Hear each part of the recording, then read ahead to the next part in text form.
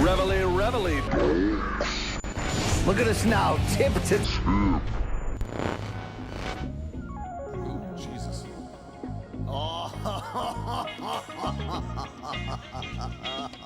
Start the Morning Kombat. Do you want a margarita? Yes! My God! Come to us, doing what we love. It's time to bang. Oh, yeah, you feel it, you hear it, it's on you. Hey, it's Morning Kombat, back at it, fired up, ready to be here. Friday, May 2nd, 2025. And I don't know, the best damn combat sports talk show they really ever considered putting together. The BBC with that BDE, Brian Campbell, one half of your hosting duo today, tomorrow, forever, right? That's Luke Thomas of Washington, D.C. fame. Luke, today is the 10-year anniversary of what super fight? So today is May 2nd? Yes. You might call it the biggest fight of all time. You might. Oh, give me a hint. Boxing. Would it be Canelo Mayweather? No, that was 2013. That was when we met. That's true. That was 12. So, Mayweather, Pacquiao. Yeah, there you go. Yeah. Maypac. All right, God, has it been 10 years since Mayweather Pacquiao? It has been 10 years, yeah. Man. Yeah, we've only gotten older. But, Yeah. Welcome into today's show. It's going to be a great one for you. We're probably going to be goofballs, but we're going to get you all fired up and ready for UFC. Is it Des Moines? I'm just not calling it Iowa. UFC Iowa this week, and obviously Turkey's takeover of Times Square will be a big topic as that goes down tonight on DAZN pay-per-view. And we'll look at the latest news, look back at the PFL card last night from Universal Studios in Orlando. No fan subs or dead wrongs today. Apparently, they weren't good enough. There wasn't enough of them. Well, I think we have some, but we just didn't have, we want to make sure that when we hit them with the batch, we Peter Northam. You know what I'm saying? Like just a big hole. Somebody's going to have to clean that up. Yeah, that's pretty disgusting. So morningkombat@gmail.com would be your way to get into the show. We'll run the ones that we haven't run yet. When you send some good ones to pair with them, thank you. That goes down on Friday's show. Programming reminder, of course, we're here today in studio here in Manhattan, the Meadowlark studio. We'll be home Monday. We'll do an episode at 11 a.m. Eastern. But next Wednesday, right here at this table, May 5th, we're talking about UFC 315 pregame preview, BC, LT. Let's go. The Iceman, Chuck Mindenhall, and lots of Cuervo to be had. You gonna man up? I had Cuervo last night. Blanco? No, what was the real nice one? Cristalino, that's the one I had. Yeah, yes. It was really good. It was really good, actually. Right. Yeah. Did it get you? My wife made fun of me. She goes, "Your breath smells like margarita and marijuana." And I said, "Sweetheart, that's my favorite combination." If I can just be honest with you. Yeah, indeed, right there. I didn't have a bunch. I didn't. Long Island Luke was making fun of me. Yeah. He was like, "Did you have 3 of them?" I was like, "Fuck you, Long Island Luke. I only had 1 of them." So how drunk were you off of one? No, just nothing. I mean, just enough to take the edge off the day. That's it. All right. That's this man once said it would take 52 beers to get you. There was a time in my life when I was really doubt a completely terrible alcoholic, but I shouldn't tell that public story. All right, we'll let that one go. Hey, the third member of our team, the man with the horn himself, comes to us directly due to a gentleman's from down under. It is Luke Nocita of the Main Card Minute. What up, gang? Coming down under from man's down under sounds a little bit nicer than ballsack, so I'll take it. All right. Is your dad aware of this show by any chance? Your Australian-born dad? My dad is very aware of this show. Is he aware of the ballsack joke? That is another question. Okay, but he couldn't pick us out of a police lineup, right? He might be able to pick you guys out. I'm not going to lie. Long Island, people on my Substack were asking me if the way in which we talk about the subject constitutes workplace harassment. I say yeah. I mean, Okay. HR? Well, considering the other side of that, him being a bad boyfriend, he's live streaming tonight, too. You are? Yeah. That's right, baby. I'm doing the boxing tonight, UFC tomorrow. Boyfriend of the year. I'm definitely doing UFC tomorrow. I was thinking about doing the box tonight, but I'm so fucking tired. Well, because you got back from a commentary gig this week. Yeah, which I wasn't supposed to do that gig. Our friend Johnny LaQuasto. Oh, yeah. He was supposed to do it, but then he had a last-minute travel change, so they rang me up. They're like, "Do you want to do it?" BC, let me just say this, because I know you've done it before. Sure. We love John Anik on the show for any number of reasons. Let me just say this. Any kind of commentary is hard. Like anything, even doing the in-ring or in-cage interviews, all of that is hard. Play-by-play commentary, which is what I had to do, and of course that's not a natural fit for me. Sure. I had to do it this time. It is super fucking hard. It's the ultimate challenge in broadcasting, in my opinion. It is so, you don't realize every time you have to throw to a production element, Right. there could be something that happens on the fly. You have to throw it back to the announcer. They have to throw it back to you. You have to throw, I mean, it's just constant balancing. It's a high wire act that you're always on the whole time. I love the rush. I love it. Put me back in the color chair. Okay. You know what I mean? I was happy. Don't get down me with wrong. Shouts to XFC for the opportunity. Was I in the end I actually had a great time, but it's tough, dude. That's a tough job. No doubt. But the clips that I saw, you sounded great. You and Jessica Aguilar for XFC down there at Kill Cliff. Yeah, in Young South Guns Florida. 7 was the one, All right. and then we recorded Young Guns 8. I'm not sure when that will air, but that one, Young Guns 8, I cannot wait for folks to see Do you that one. stand with me when I say that we stand by the Young Guns 2 soundtrack as John Bon Jovi's like musical mountaintop? Ooh. Well, Blaze of Glory, come on. I would agree with you, but I feel like what's the song that all the white girls love?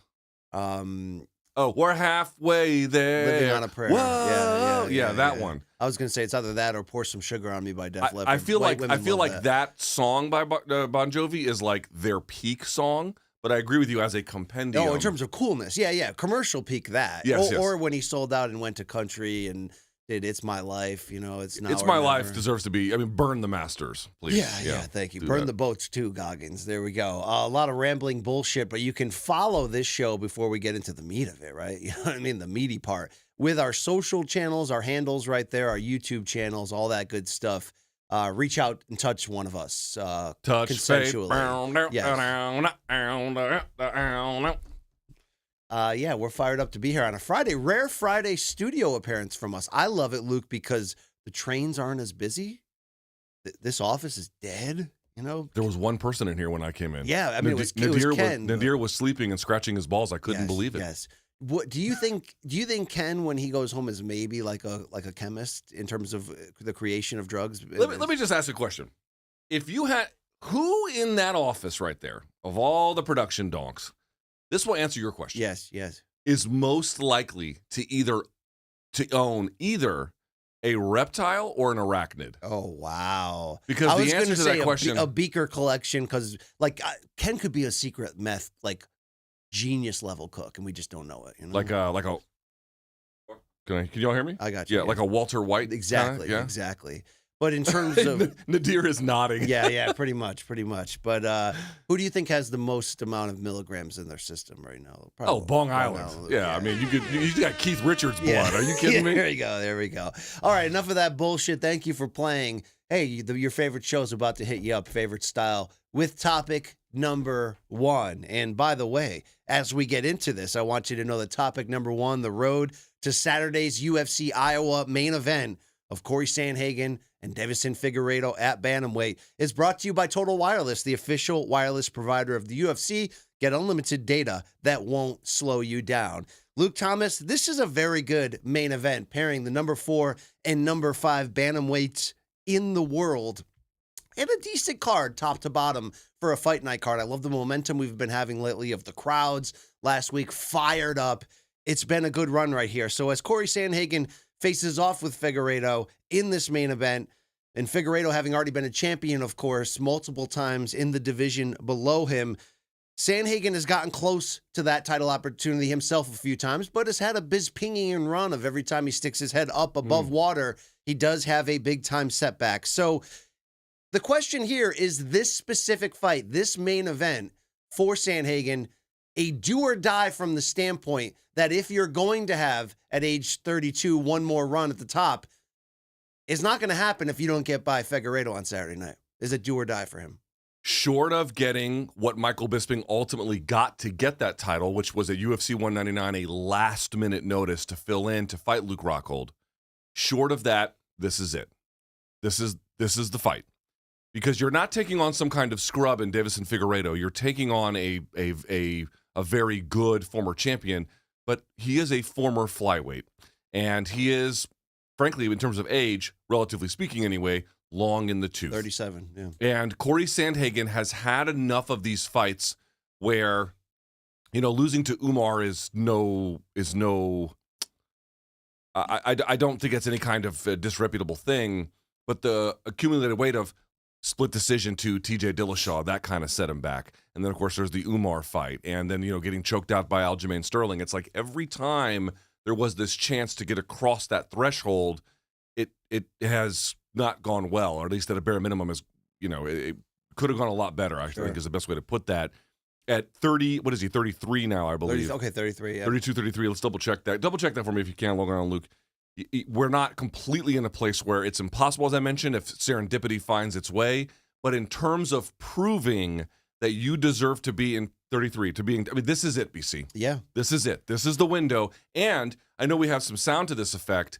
He has even kind of talked about, I'm sick of being that guy who almost wins. Always a bridesmaid. Always a bridesmaid. He is so talented. And, we understand the greater context, which is that bantamweight is a very, very difficult and tough division. It was historically deep about 2 years ago. I mean, let's be honest here. It's been deep it's still deep. I mean, it's still tough. Still deep as shit, yeah. So the point I'm trying to make is the one you had raised, which is sometimes we like to be like, well, there's always a way to come back from a loss. And in general, there is truth to that. And it might even be true here to an extent, but it also feels like we've seen the stumbles. Yes. If it's going to get right, it has to get right now. It's his time. It's his time to shake off the label of the idea that he can't win the big one or he can't beat fighters that odds makers think are better than him. And I don't think this is a case where people think. I mean, what do we know the odds on this one coming in? I'll pull them up here. I got a minus 550 Sandhagen plus 410 Figueiredo. Okay, that's way wider than I would have expected. Do you think those odds are nuts? They're a little nuts. I got Cory back when he was like minus 400. I thought that was a little expensive. Two things. Cory's the better fighter of the moment, and I think he has better stock of the moment. Yes, they're both coming off a defeat, but I think he has more left in the tank. I think he's the better stock at the moment. I'm shocked at nearly 6-1. Nearly 6-1 favorite odds in that case. That's jumping out. What are we missing here outside of the size difference? I mean, how much are you going to hold where Figueiredo moves up in this weight class and we don't know what we're going to get from him? We don't know how long he's going to be good. He gets 3 consecutive wins and suddenly looks like maybe a dark horse title challenger.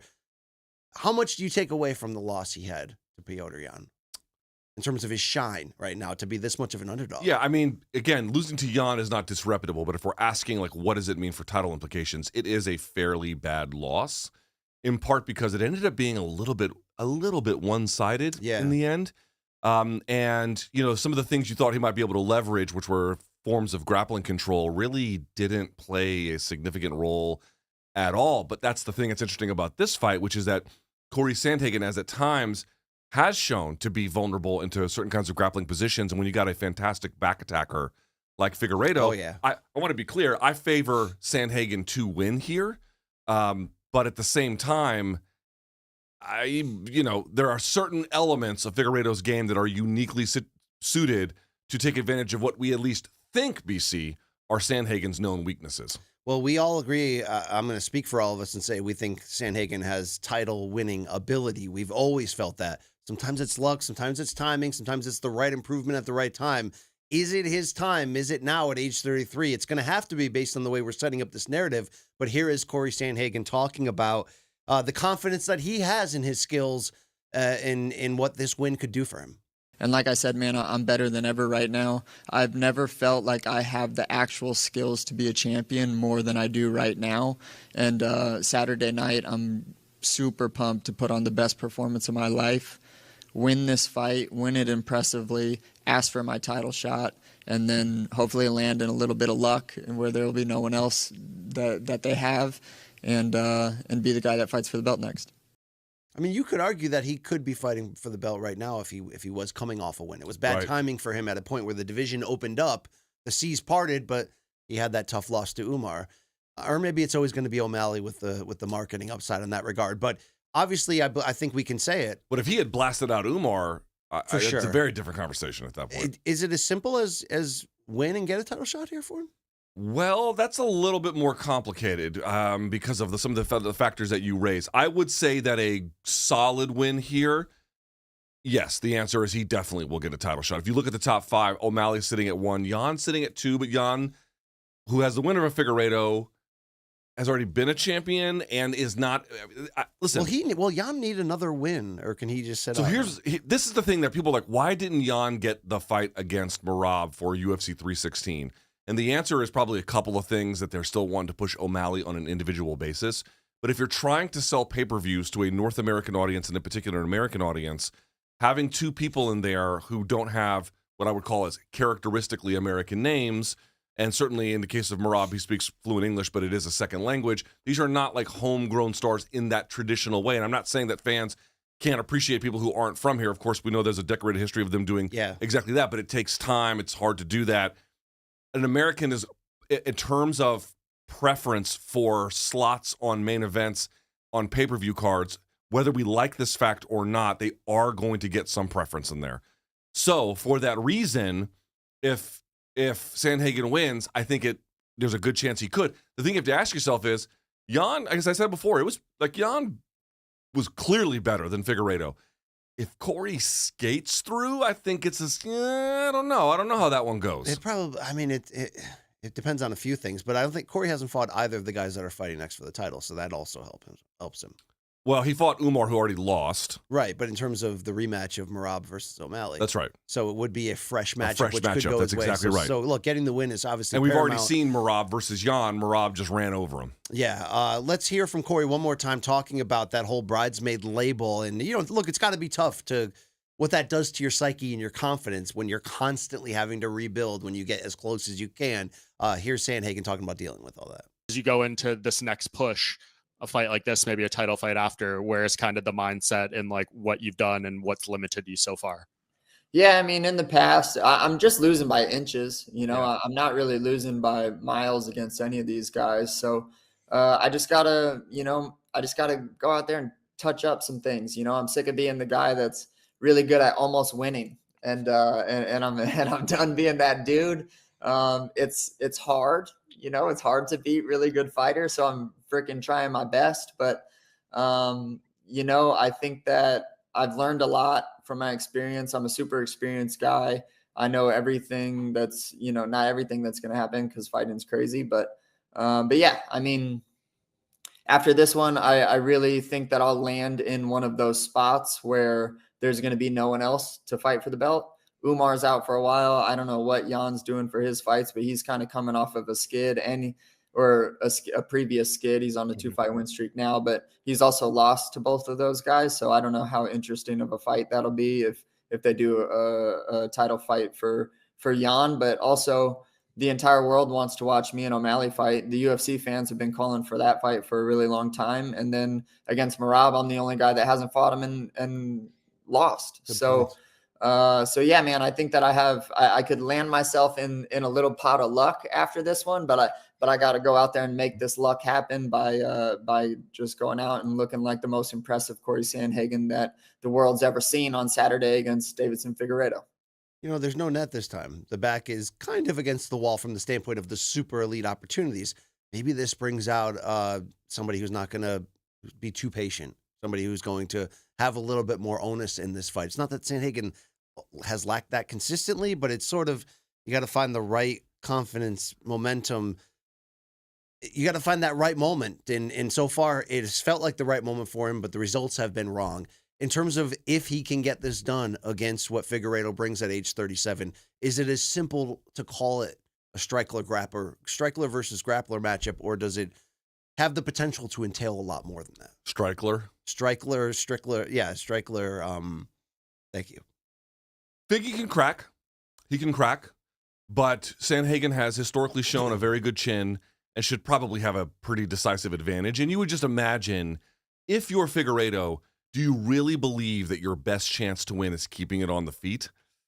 Probably not. That seems unlikely. It seems unlikely that that's your best way to do it. So I think you're going to see something like what you saw with the Jan fight. Figueiredo's going to test the ground, or at least what opportunities exist there. And if it gets shut down, which it basically did for the most part against Jan, yeah. So then what happened there? Jan just began to basically style over the course of time. I think that's a similar kind of fight. Similar, I mean, there's going to be meaningful differences, but similar kind of fight for what Sandhagen's going to want to look for here. Yeah. And I mean, is it a problem that at bantamweight Figueiredo's more of a single punch at a time counter puncher? He's shown good power at this weight division. Yes. His power has been sometimes a saving grace in close fights, but I don't think he throws enough. So are you setting up in your mind that if Sandhagen has the same takedown defense success that Jan had, we could be looking at a repeat here? Yeah, I mean, look at Figueiredo's numbers. He lands 2.91 strikes per minute. That's a little below average, but he absorbs 3.55. So he gets hit a lot. Now, a lot of that comes from the Moreno fights and whatnot, but, in general, he's hittable, I think is the way I would put that. Contrast that with Sagan, 5.02 strikes landed per minute. It's very high. Sagan, really? Here we go. Sandhagen, excuse me. And then he absorbs 3.46, which is also high, but at least has a positive differential. But the point I'm trying to make is volume. He'll rain on you if you let him do it. And I just don't feel like Figueiredo has a defensive umbrella, to go with the metaphor, if I may. So yeah, I think these are the fault lines that you're kind of looking for here. Yeah, there's no question about that. In terms of a betting angle, Long Island Luke, these two, you'd probably guess they would go the distance, but is there value here on the under? There's not a lot of value on this fight. I got to be real. Like, I'm going Sandhagen. Again, I got him at minus 400. He's even heftier now. You're right. It probably goes the distance. Even Sandhagen by decision is minus money. So, is this the fight, though, that Sandhagen not only makes a statement, but makes a large one with a finish? I'd like to see the threat more of high kicks from him, but also he could submit in this pairing. Sandhagen? Yeah. Taking that back, too. I know it's a threat on the inverse. I think that's less likely. But he does have a big height advantage. This is 5'5" versus 5'11", so it's always harder to jab up.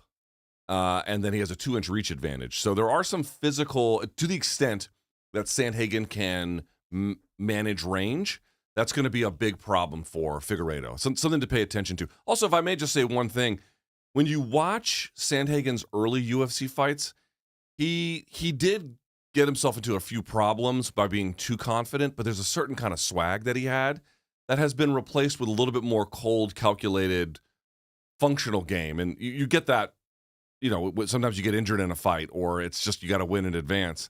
But I would say is when he's flowing and he's in that state, it's just a much more dynamic game. If he can find a way to avoid those mistakes but get to that flow state, he will be tough to beat. Yeah, big moment here. Big close-up for Cory Sandhagen. Do you think that he gets it done, and do you think he gets it done over the distance? I think he gets it done over the distance. Yeah, I'd be surprised if he scores a stoppage. But, one never knows. But, yeah, give me Sandhagen by decision, I think. I'm sort of in the middle. I think those odds are strikingly large. I do think he's going to win, so give me about half of those odds, and I'm more comfortable at it. Yeah, I mean, if it was like a -3, high 2s, I'd be like, yeah, that makes sense. High 5s is surprising. I mean, to close the shop on talking about Figueiredo, there's as much pressure on him in terms of staying relevant in the top 7 here with the win. I mean, how far does he fall with the second consecutive loss? Yeah, Figueiredo's sitting at 5, Sandhagen sitting at 4. I don't know how much further he would fall because you got Song Yadong, Vera, and Rob Font, and he's beaten 2 of those guys already. So it's a little hard to say, but certainly, what is Figueiredo, like 37 years old? You lose to Sandhagen, you lose to Jan. It kind of tells us that like we now know what you are at bantamweight. Warning track power. Yeah, exactly. He's got big power, and he's obviously got great jiu-jitsu, but he's maximized what is possible basically. So again, both guys kind of in a position here where it's like, all right, what do we got, fellas? Like who's going to show us something here? Big stakes. For combat fans that want to juggle this weekend, and we're going to get into it shortly, of the Times Square triple header that's going on, which I think is a 6 p.m. Eastern DAZN pay-per-view start. Do you know what time this UFC Fight Night card starts, and will we be clashing? I can tell you in just 7 p.m. prelim, 10 p.m. man. Okay, so we're going much later there. Me. So there won't be that same competition by the time Sandhagen and Figueiredo, which as a fan I'm happy with, Luke, because this is a very good main event that I need to see. It is a very good main event. What time is the Canelo fight? I believe that card starts at 8 p.m. Eastern, the 4-fight pay-per-view main card. From Riyadh? Yes.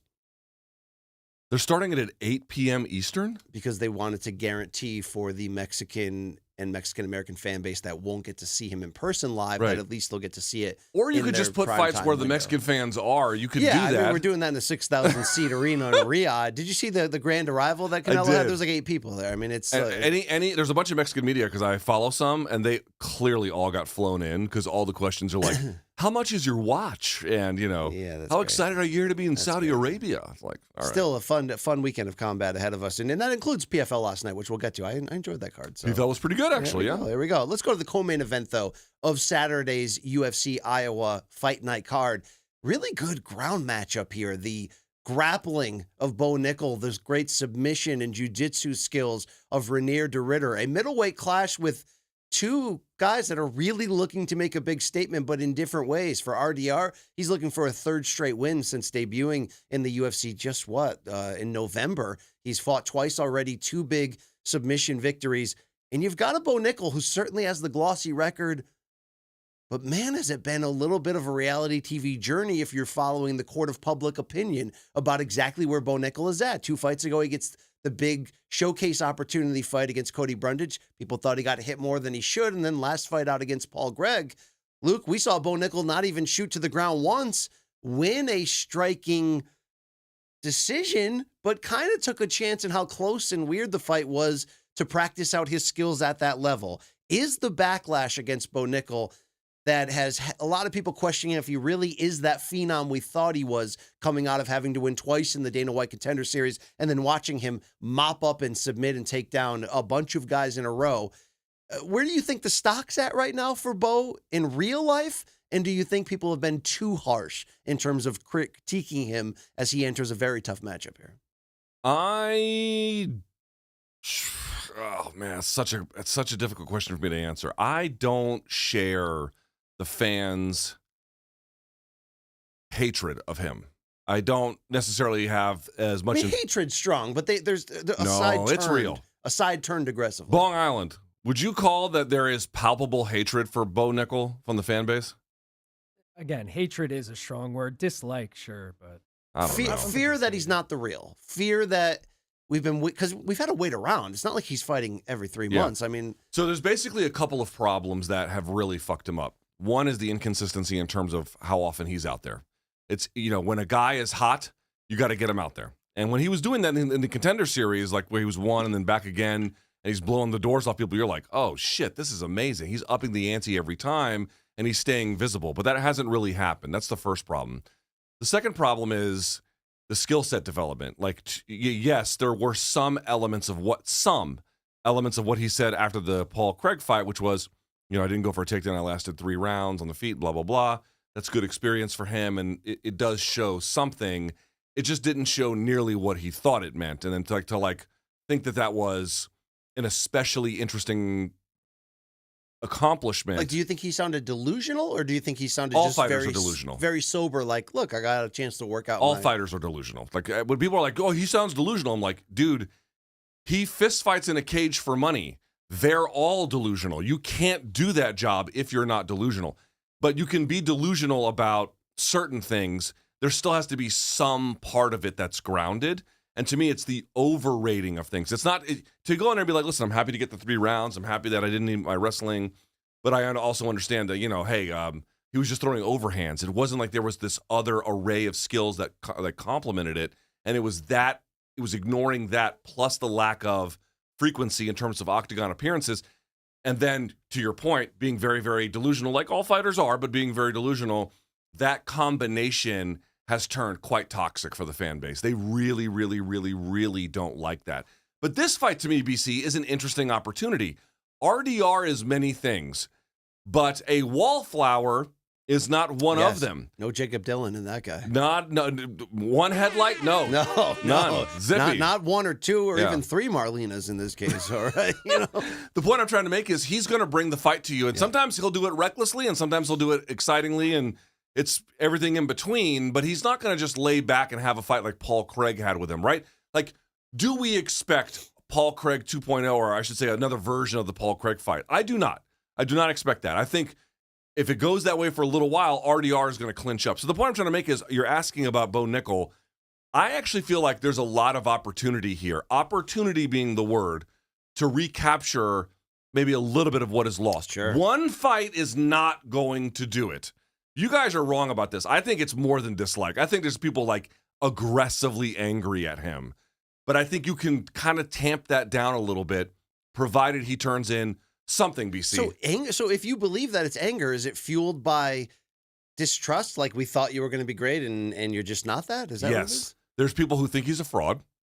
There's people who there's another thing we haven't discussed, which is the UFC pushed Sean O'Malley really hard. Yes. And for a while that actually worked. For folks who don't remember Sean O'Malley in the Contender Series, and then that little magical moment right after that in the UFC, fans were red hot about him, but it cooled off eventually for a variety of reasons. 2-year suspension of drugs also. That's one, and the Cheeto Vera fight, the first one was weird Yes. and the whole bit. But you notice that like they began to get resistant about what the industry was pushing. You hear this term industry plant that the gets industry bandied is about. pushing right-wing politics at the moment. That's all. It's, Yes, I mean, it's just yes. laundering fascism is what it's doing. Okay. But the one point I'm trying to make is in the case of Bo Nickel, he got pushed in that similar kind of way, and then it fell short, and that turns up the toxicity to the nth degree. So what I'm trying to say is he doesn't even necessarily have to win, BC. But if he goes in there and just gives it his all in some kind of way. He has to win over the fans. That's right. More importantly than he has to win. But I made this point yesterday on my live chat. Does he think that he has to win over the fans? That's the thing. Because if he Yeah. doesn't think that, he's not going to fight that way. Or at least I should say the chance of him fighting that way is significantly reduced. Like, does he think he's better than he is? And because of that, it's slowing his well-rounded growth. We're going to get a great answer That's to a that. great point. I love the matchmaking, to be very fair. It's It's a fantastic great matchmaking. matchup. They really did a good job with this. So Bo Nickel's 7-0, just still 29 years old, so he's still on the light side of 30, but we haven't seen that consistent commitment and him beating the legitimate names. Well, maybe here's the first one. Long Island Luke, I'm very curious to see the odds.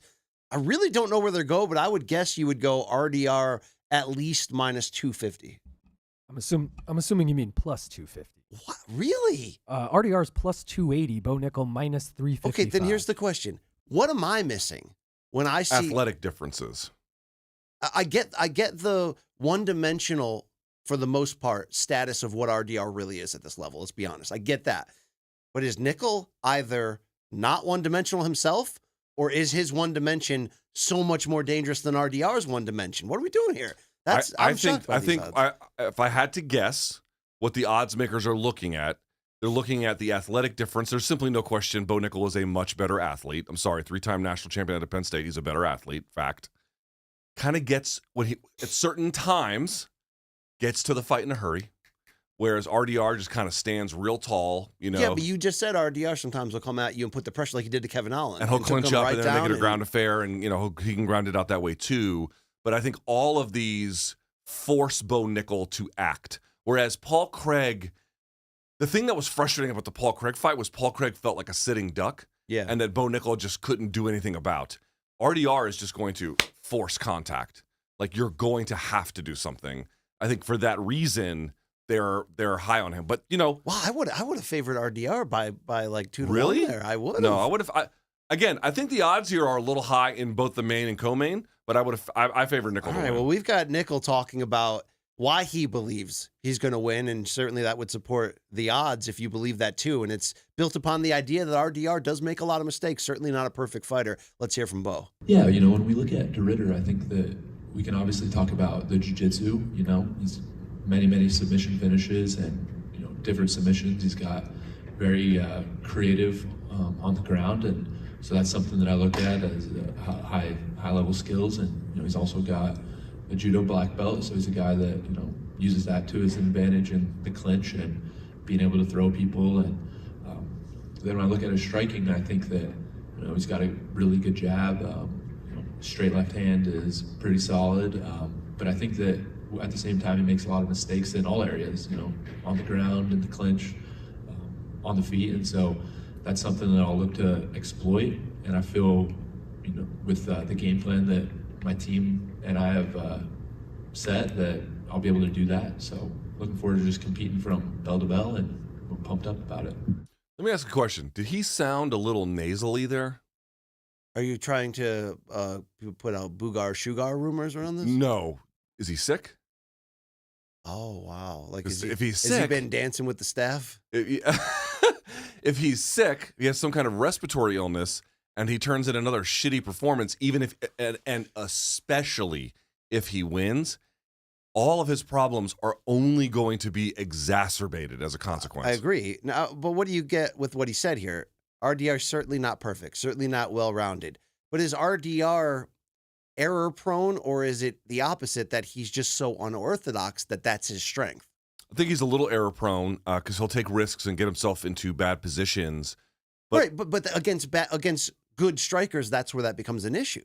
Yes, on the ground Although too. On the ground too. GM3 hit him with some big shots. Yes, too. exactly. So there's that, and I would say that for me, it's like what makes him magical is that he's got, that inverted triangle he hit on Vitaly Bigdash. Yes. Those kinds of things where he can just. I wouldn't even necessarily call it Hail Mary. Or the ease of how he dominated Kevin Holland. I mean, he just took him down. Kevin and it was Holland over. is not at all the force that Bo Nickel. Okay, is going but to Bo be in Nickel middleweight. hasn't beaten anybody on Kevin Holland's level, has he? Who would you favor if he fought Kevin Holland?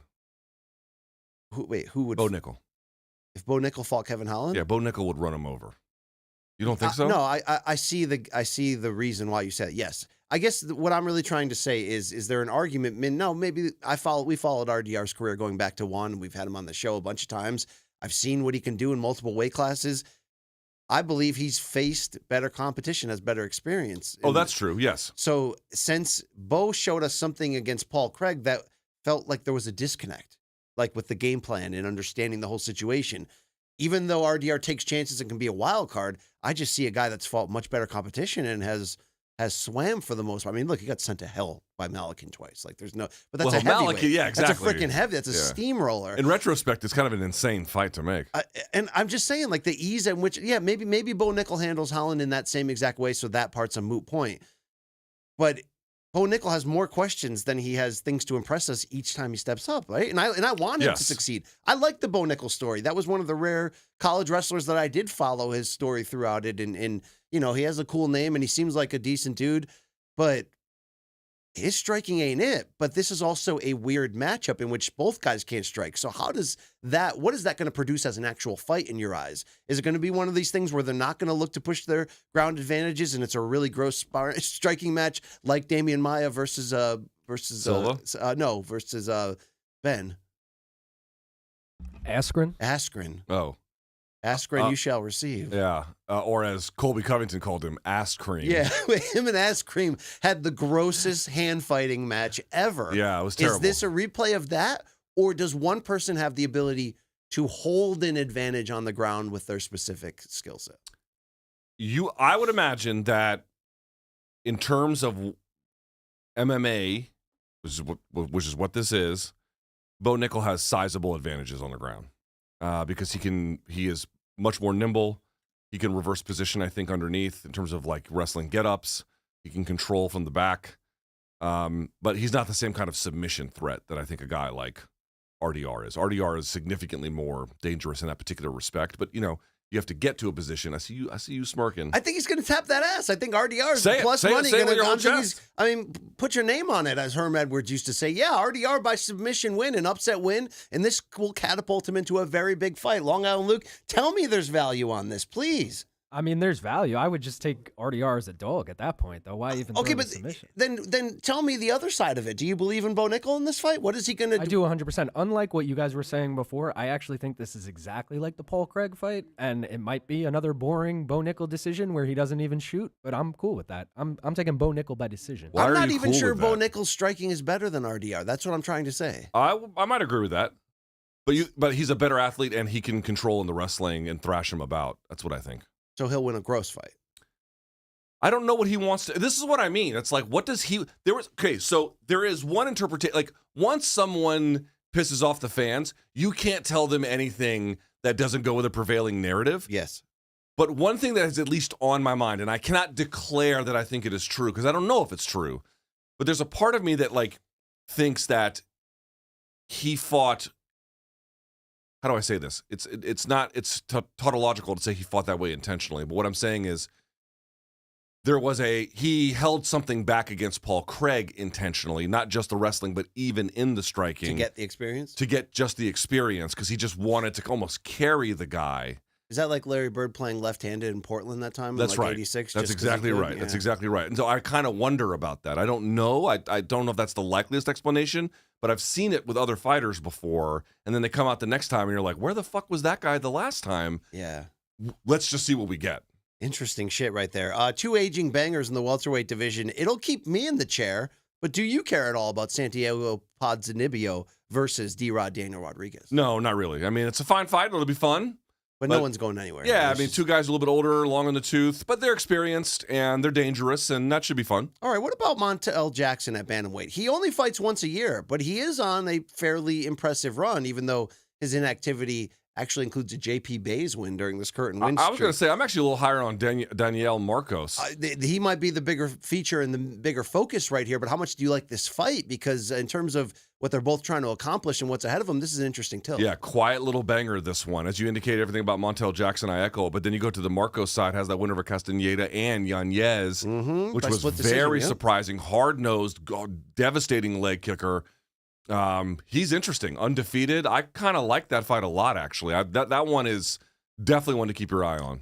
Should I keep my eye at all in this 6-fight main card on the other bantamweight tilt between Cameron Smotherman and Serhii Saidi? I don't have. Neither have wiki pages. Come on, Long and give Long and So Cameron Smotherman in his UFC debut was plus 440 against Jake Hadley. Gaff cashed it. I'm taking Cam Smotherman this week. He's a dog again. Plus 155. Interesting. Well, Luke, there seems to be a little bit of care level over BKFC star Jeremy Stephens making a UFC comeback. It's into his home base, right, of Iowa, where he comes from there. Isn't he a Bettendorf guy? I don't know if he's Bettendorf or not, but he's definitely Iowa. Okay. What do you think about this matchup against Mason Jones? Iowa, worst Mexican food in the country. Do you remember when you had COVID that one time or ever where you couldn't taste anything, just for a little while? That's what all the Mexican food in Iowa tastes like. Tastes like you got COVID. It's like having pizza everywhere else in the country. Yes. Okay. I saw an interesting stat from Dan Tom. I'm not sure if he's at MMA Junkie still or not, but when Jeremy Stephens made his UFC debut, Chuck Liddell was the light heavyweight champion. Holy shit balls. What an Iron Man this guy has turned out to be. Mason Jones was a guy who previously was in the UFC, had a lot of hype. He is well-rounded, but couldn't quite put it all together. Going to get another crack at it here. I don't know what to make of this one, to be honest. Mason Jones is more well-rounded, but Jeremy Stephens is a devastating puncher. He's certainly going to have the wind at his back in terms of the home field advantage. Definitely. Like, this is a big moment for him because if you actually look at his MMA record in his last 10 fights, he's 1 win, 8 losses, and 1 no contest. So, and that 1 win is a split decision over Miles Jury. But then he had the Jose Aldo boxing match. Well, this is the point. Then he goes out of the UFC, kind of rebuilds his name to the point where he's headlining for BKFC and kind of, I know he's like a free agent now, but kind of like a star. To get that callback from the UFC and for it to be in your home state, we might get a way more dangerous version than 38-year-old Lil Heathen than we have a right to because of that swagger, that peacock moment. He's being recognized in a lot of ways. I totally agree. So it's a weird one where Jones, on paper, has more ways to win. But Stephens is seemingly still kind of dangerous and in a once-in-a-career, literally, for the UFC anyway, and him, a once-in-a-career opportunity. I suspect you're going to get something special out of him. Let's hear Jeremy Stephens cut a promo here on how excited he is. Yeah, I was snapping bras and breaking jaws, and then my wife was like, hey, you should hit up Dana. And I was like, I'm kind of an older guy. They want these young guys. I was just kind of like in my nerd thoughts. Everybody kind of goes there, right? Like, I don't know if I deserve this or what that really is. But my wife, God bless her, she was just really on me, like, dude, hit him up. And I was on my way actually back here to Des Moines. And before I even got to the airport, I was like, hey, write me up a little message. I'm going to shoot him over a message because I think I lost his number. I got like an old number of his. We stayed in contact over the years. And she wrote me a message and I sent it to him on Instagram. And I came back here to Des Moines. I come here to see my mom, fill up my cup of family. That way I can go back home and just get back to business. And all week I'd been around. I was taking my grandma out to eat, visiting people and just the fans around here. It's my hometown, everybody recognizing me. They're like, man, they announced that card, you should be on that, and I was like, yeah, I sent Uncle Dana a message. I haven't heard from him, hopefully something pops up. And the day that I left on Sunday morning, I woke up 4:30 in the morning and I got a message from him 1, 2 in the morning. You know how Dana is, he's up, maybe he's throwing $5,000 on black, you know what I'm saying? So he sent me that message, was like, hey man, I've been trying to get a hold of you, great fight, dude, I'm gonna have Hunter reach out to you. I go to the airport, my flight gets delayed, I was supposed to go to Denver to San Diego, and I end up going to Vegas. So my delusions start kind of kicking in, I'm gonna be in the big boy office tonight, I landed in Vegas, and I got on the phone with Hunter Campbell once I deboarded that plane, and he's like, hey, just go home. Like, you know, like we had like a really good talk. He's like, go home, send me some names, you know, what you're thinking. And I shot big, you know, Connor, Justin Gaethje, you know, Max Holloway for the BMF belt, you know, considering he just got knocked out. I'm thinking real big, you know, I'm gonna shoot my shot. And they gave me the opponent, you know, and he calls me up later and he's like, man, congratulations. I'm going to announce it as soon as we get off the phone. And, you know, I told my wife, you know, I gave her a big hug. Like I was like almost in tears, you know, because, you know I made it happen with my work, but if it wasn't for my wife, I wouldn't be sitting here right here today. Hey, the hardest 145er. It feels good to see him get a moment. It does. I mean, he's hung up on me before. Not enough UFC fighters get a chance to compete in their hometown. Yes. And I don't mean like the ones who moved to Vegas and fight in the Apex. That doesn't count. I mean like where you have roots, where you grew up. It's nice. It's not. Dude, I'll never forget when they had. And listen, it was a great fight. I'm not mad at it. I really enjoyed it. But when Dominic Cruz fought TJ Dillashaw, I was in Boston. It's like, what the fuck are these two guys fighting in Boston for? Like, put them in where they're from. And so it's nice to see a guy who's just been a consistent presence get an opportunity like this. Indeed. And we do have one more piece of video related to the Bo Nickel fight that I forgot to throw to. Here's him stepping on the scale. There has been a lot of talk that he's talk about that, yeah. too bulky and he's had a bigger weight cut than maybe he needs to. Well, I wonder if this will play into our betting strategy. Let's watch it. I had my flip-flop on. 222. It's a lot of weight. Okay. Long Island. That's fake, right? I don't know if it's fake. When was it released is my question. This week. But was it from this week? Yeah, but look at the camera cuts. Are we not talking about the fucking camera cuts? I mean, you can't believe any video or AI it. Photoshop. Yeah, anymore. it's what I'm saying. Like, I don't. There's no such thing as a leaked video anymore. You know what I mean? Well, I mean, there are ways to do it. But I agree. Like, in general, it's not like I'm not saying he's, once again, we don't know what the truth is, but my feeling is there's a high probability that could be faked. I don't accept it at face value. I can certainly tell you that. How about that? Okay. That's fair. That's fair. But maybe that plays. I mean, it's a big fight for him. Big fight for him. He's got to come take his swing. You can't backdoor a gross decision here, all right? Come take your swing, Bo. Let's find out, all right? The Dutch Knight is ready. Do you care about the featured prelim main event in the women's bantamweight division as Yana, don't call her Maheta Santos, Luke, will take on Miesha Tate? I mean, we got to respect the brand when it comes to Miesha Tate, but I can't say that this fight is going anywhere or that I am so surprised she's on the prelims. Like, for an organization, like, for example, like, we got 6 fights on the main card and she's not one of them. That is so surprising to me. Like, don't get me wrong, Santiago Ponzinibbio and Danton D-Rod, I don't hate the fight. I'm not mad at the fight. But, you know, you got Tate and Santos. I don't know. What do you think it says that they put this on the prelims? Like, they're cashing her out? Yeah. They're cashing her out, right? I mean, she's 2-4 in her last 6. She's 2-2 since making the comeback. The 2 losses came against decent competition, right? Like Ketlin Vieira was one of them. Oh, right? I'll double check, but yeah. I've got it right here, and then didn't look great in the Murphy and Ketlin Vieira. So those are decent sort of elite gatekeeper-esh, and then beat lower level competition outside of that. I know she made those recent comments about I'll only fight Juliana Pena if it's a title fight, and we're all like, I don't know at 38 if we're getting any closer to that, even in a completely shallow division.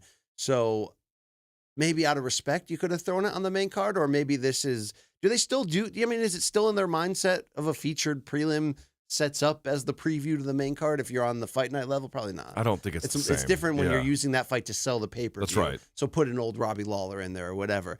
Yeah. It's a little surprising. It's just to a me. sign of the times. I mean, what is she still fighting for? Just the competition? Loves it? She wanted to. She took a 5-year break and then wanted to come back and scratch that itch. And I'm not really sure what she wants out of this, to be honest with you. I mean, maybe she still believes she can be champion. And honestly, at 35, is it that hard to get a title shot right now? I mean, maybe it's not the craziest thought. Wouldn't you rather see her in like PFL against Cyborg, or am I acting crazy? I would. Yes, I think it's a much better opportunity for her. Okay. But I don't know what she wants, and obviously she's under contract, and There you it's go. not that simple. Do you have levels of care for any other fight on this preliminary? Yeah, I will undercard? say that I did the XFC commentary this week with Jessica Aguilar, and she was telling me she'd been in contact with Jillian Robertson, Yes. who's Dean Thomas. Actually, it was kind of funny. I was supposed to do the call this past Wednesday with Dean Thomas, Oh, nice. but Dean had to travel for this because he's cornering Jillian. Shouts to Dean. We love Dean here. We got to get him in studio. I want to Dean's a tie trip. Dean Can we into do this that? quick. Do you know Jeremy Stevens? You mentioned when he made his UFC debut, Chuck Liddell was champion. Yeah, he fought Dean, yeah. He fought Dean. Dean in his armbarred UFC him, right? debut. That's fucking crazy. Yeah, in fact, Dean armbarred him, and then he picked Dean up and slammed him, but it only made the armbar tighter. Yes. Yeah, Dean's been around a lot. Dean got knocked out by BJ Penn back in the aughts, bro. Did he Dean's catch those Kenny Florian elbows too? I can't remember anymore. Maybe He almost fought Mayorga until Don King sued at the last that's second. at the Bojangles Yes, arena. Yes. So yes, I actually that one's kind of interesting. Jillian Robertson has quietly put together a nice little record. Marina Rodriguez, she is 38. 30. Well, she's dangerous on the feet, very tough in the clinch. The ground is not her best place, so this is you would imagine a potentially very winnable fight. Jillian Robertson, I'm going to say, is sort of a quiet kind of contender, maybe a little bit at the back end, but making some moves for sure. Jillian Robinson has won 5 of her last 6. Very impressive for a certain level of competition. And Rodriguez, while being greater in terms of experience and ranking in the past, has lost 4 of 5. So it does have a little bit of a crossroads effort. And isn't Jillian a big backer of THC as well? Oh, is she? Yes, Long Island Luke knows that. Yeah, she's the one who took bong hits in the sauna. We put it on. Have you seen this shit? Well, we just found our new favorite fighter, didn't we? Right. Speaking of favorite fighters, you into the Killer Miller, Juliana Miller against Ivana Petrovic, curtain jerker there at women's flyweight? Not really, no. All right. Nor the heavyweight matchup between Thomas Peterson and Dontel Mays. Would you argue that you've lost the level of care for Killer Miller on this run?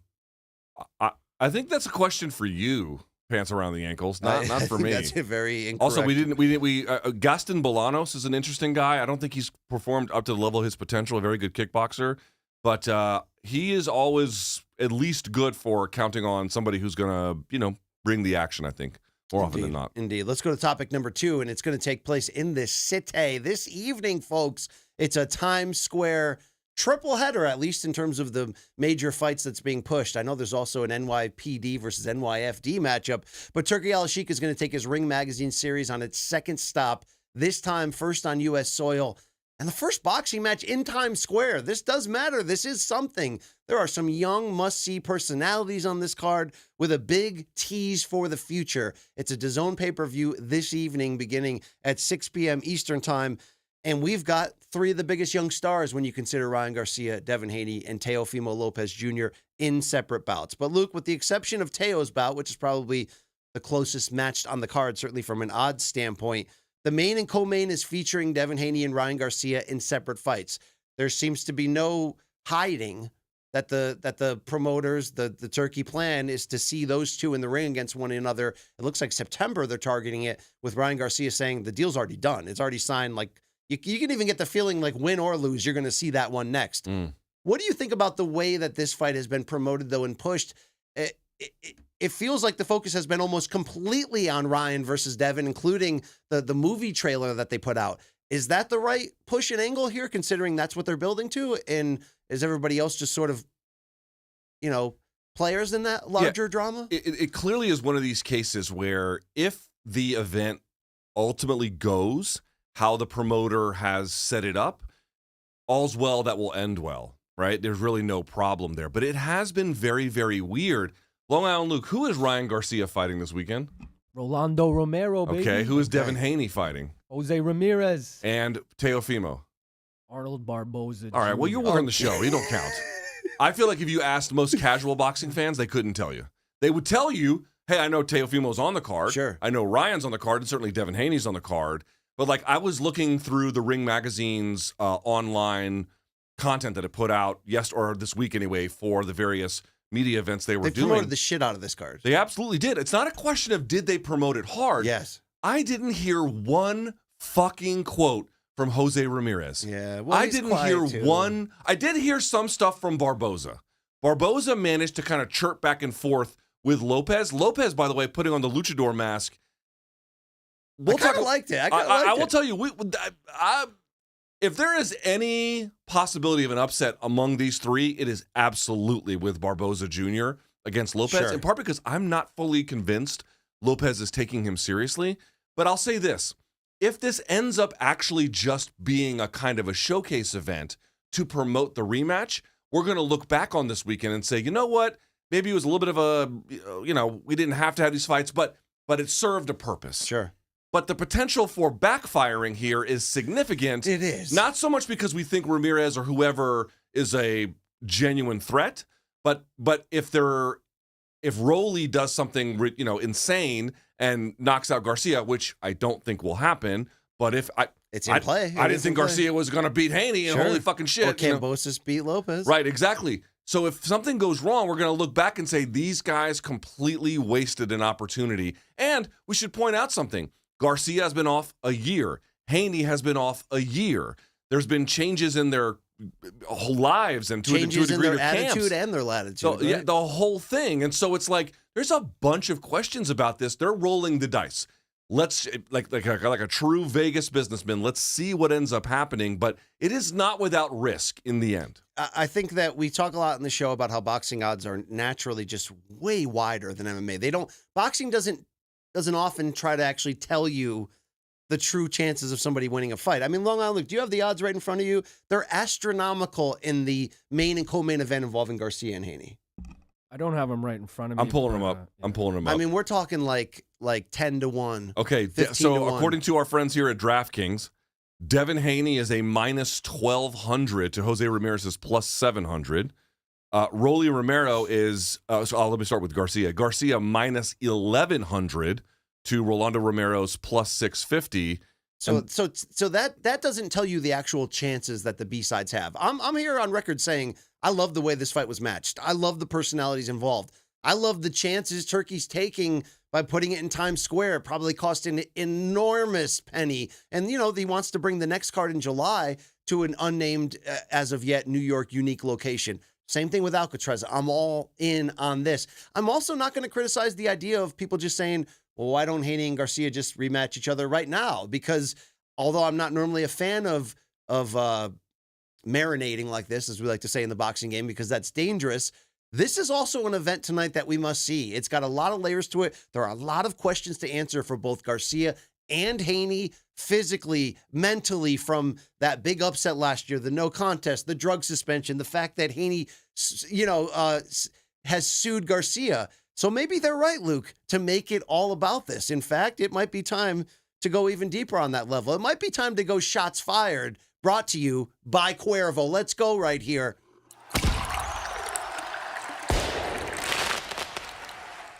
That's what I'm talking about. Brought to you by Cuervo. Now, of course, is a good time to enjoy the tequila that invented tequila. And the trash talk has been very good, especially at this week's press conference, where it very much became Ryan versus Devin and Bill Haney. Let's go to the videotape. I got multiple personalities.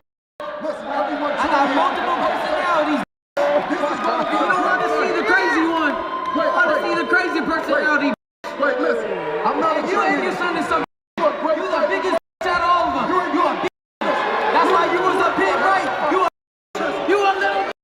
You a bitch. Oh, it's coming back. It's coming back. Luke, I mean, you can cringe or you can love those moments, but I thought for the Haneys, this whole tour, and it has been a tour, they've done multiple press conferences, they've done multiple face-to-face sit-downs, they've done roundtables. Look, Turkey in the Ring have promoted the crap out of that part of it. I've got to say, I like the way the Haneys handled themselves this week. They've acted like the villains. Bill Haney showed up to the public workout, was taking his own video of Ryan. Ryan was kind of spooked, and there was trash talk back and forth. And you can see right there, they got Ryan to go off script this week. The whole build to this, he has been controlled, focused Ryan. And there you got him going, I'll open up the crazy for you guys. Do you think that's the right move for the Haneys? Even though they're not even fighting Ryan right here. I do. The best move for them might be to try to get Ryan off of his game going against a slugger like Rolly. Yeah. And anything they can do to trip him up, I think that they obviously have tried, and I think they should continue to try that. I mean, listen, that's the game that Garcia played when he fought Devin Haney. True. all of the, remember there was pushing at the presser at the or whatever the media event at the Empire State, pushing at the Super Bowl when they went to media day. There was that. There was, of course, the beer bottle, which maybe had apple juice or whatever. Being in the club, just every antic he could possibly do to completely be weird and maybe I think disarm Devin Haney to a degree or give him false confidence. He did all of that. Now, again, if you're Devin Haney, you need to focus on what is in front of you, which is Jose Ramirez. But nevertheless, I fully agree. Any seeds they can plant of doubt or misdirection or just lack of focus at a bare minimum, they should do that. And to the point you raise, it's 2 against 1. If they leverage those strengths with Bill and Devin against Ryan, because I think we have some sound around this. Oscar tries to go back and forth, but Oscar almost fought Bill. But Bill is just, and I say this as a compliment, Bill is a loudmouth. Yes. He is a traditional boxing dad loudmouth. An instigator. He's the new Angel Garcia, right? Something like that. They probably say the N-word the same amount of times, to be perfectly honest with you. Okay. I'm just pointing out that he is a fire starter. And Devin, to me, is a little bit like demure in his attitude. Bill is not. Bill leans into confrontation. That is such an ally to have if you leverage it correctly. They've been doing some of the right things. They're trying to get the pressure off of Devin, which is smart because there is a lot of pressure on Devin. No one expected him to get dropped 3 times by Ryan and not have an answer how to get away from that left hook. So I don't hate how pointed they're being and saying, okay, we've seen Ryan go to the extreme mentally. Now he seems to be some level of safer, which is good for him and his family and his future. But Ryan was involved in a lot of toxic shit last year. Maybe they think it's not going to be that difficult to get him off of his game mentally. But of course, Shots Fired were brought to you by Cuervo. Now's a good time to enjoy the tequila that invented tequila. And Luke, I got to mention about our friends over there at Cuervo. They'll be behind, of course, next Wednesday, May 5th. Let's go. Here in the studio, here at this table, when it's UFC 315 pregame preview brought to you by Cuervo. And the Iceman Chuck Mindenhall is back. And he better bring it because we had old Jed in this chair, and that guy absolutely... Speaking of giving lice to everybody. Yeah, but luckily, with Chuck's hair situation, I don't think the lice will he took that hat off before you got here. When I did the show without you that one time, and I was like, well, I didn't know I was doing the show with Anakin. Okay. I didn't know. Okay, there we go right there. And by the way, young Anakin was a bitch. I can't believe that think Chuck hoe-ass was. bitch Yeah. turned into Darth Vader. How was that possible? All right, one of Bill Haney's, though, as we focus in a little bit closer to Ryan's actual matchup here with Rolly Romero, has been the transformations in Ryan's body. Now, if you remember, Ryan was suspended for a full year due to testing positive for ostarine in just one of the tests after the Haney fight. He claims it was a tainted supplement, but that's Ryan on the right when he fought Haney last April. On the left is Ryan Garcia during the open workout this week. And Luke, to be fair, he looks softer. He claims it's from moving up in weight from 140 to 147. Yep. Also, he claims, I'm just in a different spot in my life. You're going to get a different version. Well, let's say a couple things. I've seen some other pictures where he didn't look nearly as different. In fact, it could be to a degree quite negligible. That's one thing I want to say. 2, there is simply no denying he sounds healthier this time. Oh, yeah. His voice doesn't have that party voice or whatever that was. He obviously is not nearly as manic. He's not partying to my knowledge anyway. He's not in the club partying. He made the weight. He didn't miss weight this time. Remember, he missed weight last time. So it's not a case that you can look at this and say he's as unprofessional as he was last time. That's not. But it'll be interesting to see what kind of performance we get from Ryan, because I'm going to say it one more time. Forget all the stuff where he was talking toxicity about every aggrieved, group on earth. Going after fighters' wives aggressively. Wives, black people, Muslims, you name it. He was going after everybody. He's obviously he just seems so much healthier now. But the point I'm trying to make is, BC, he did miss weight last time, and he did pop for ostarine last time. He is the villain in the soap opera with. Well, not with the crowd. The crowd absolutely loved him. So why has the crowd, in your eyes, come back that quickly and maybe not held against him his own toxicity? Is it because of the throes of mental anguish, substance abuse, his mom having cancer, Ryan going through a divorce? Do you think there's been an active pass given? I just think we live in a very gross time where nobody cares about anything terrible anymore, and so I think it's part of it. The other part of it is, obviously, without any kind of question, people just fucking hate Devin Haney. And I think it's over the top and comical at this point. I agree. They're like, oh, he sued an opponent. His opponent maybe intentionally missed weight and had performance-enhancing drugs in his system. Like, well, I don't agree with the suing. But I don't necessarily agree with the suing, but BC, everybody in boxing sues everybody. Why are we pretending like the Haneys are unique in this situation? They are it's not. Just when you lose a fight and then you sue, and Ryan Garcia broke every fucking rule in the book. But wouldn't you agree that was a bad 12 months of PR for the Haney family? It was a disastrous 12 months of PR. That's what I think a lot of the fans are responding to. Sure. Let's hear from Bill Haney, who continued the stance this week that Ryan's the bad guy in this scenario. He was cheated. He was violated. He was robbed. And it was my job to make sure that it doesn't happen again. Turkey made sure that for this fight, all of the fighters would be not just tested, but be extensively tested in a way that they couldn't cheat, or it would be very hard for them. Whereas they said that it was only a little bit, it was 60 times the limit. But they tried to create the narrative that it didn't have any effect. How does he look right now? He's the one that pled guilty. He's the one that had it in his system. And he's the one that's shrinking before our eyes. Wow. Did you see Rick Reno dressed as Hudson Hawk in the with the it was awesome right there. It was great.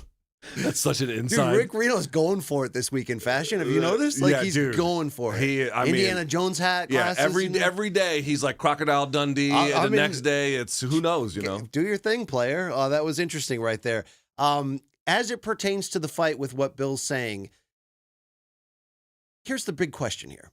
Look, should Ryan beat Rolly? Yes. I do think people are overlooking the fact that Rolly also has his back against the wall right now. From the standpoint of, you're not his going to be... stock has collapsed. Right. You're not going to be a viable B-side who will come in and talk shit and have a puncher's chance if you can't win. And in his last 4 fights, he was knocked out by Tank.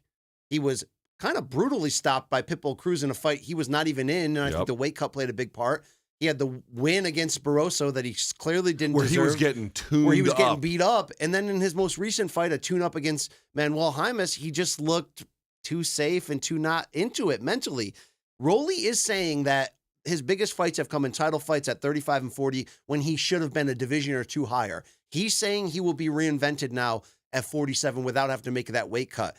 Do you think, or how much do you think, not just the puncher's chance, but the idea that Rolly realizes I need either an upset win or a very good performance, a very good representation of what I bring, or he's going to drop many pegs? Will that make him extra dangerous if Garcia is softer than we've seen? If, like Bill Haney's saying, maybe Garcia was on a shit ton of Osterine last time and this time he won't be. Well, let me just say, I did not take Garcia's chances seriously last time. I'm not going to make that mistake twice. Sure. I think he rolls here.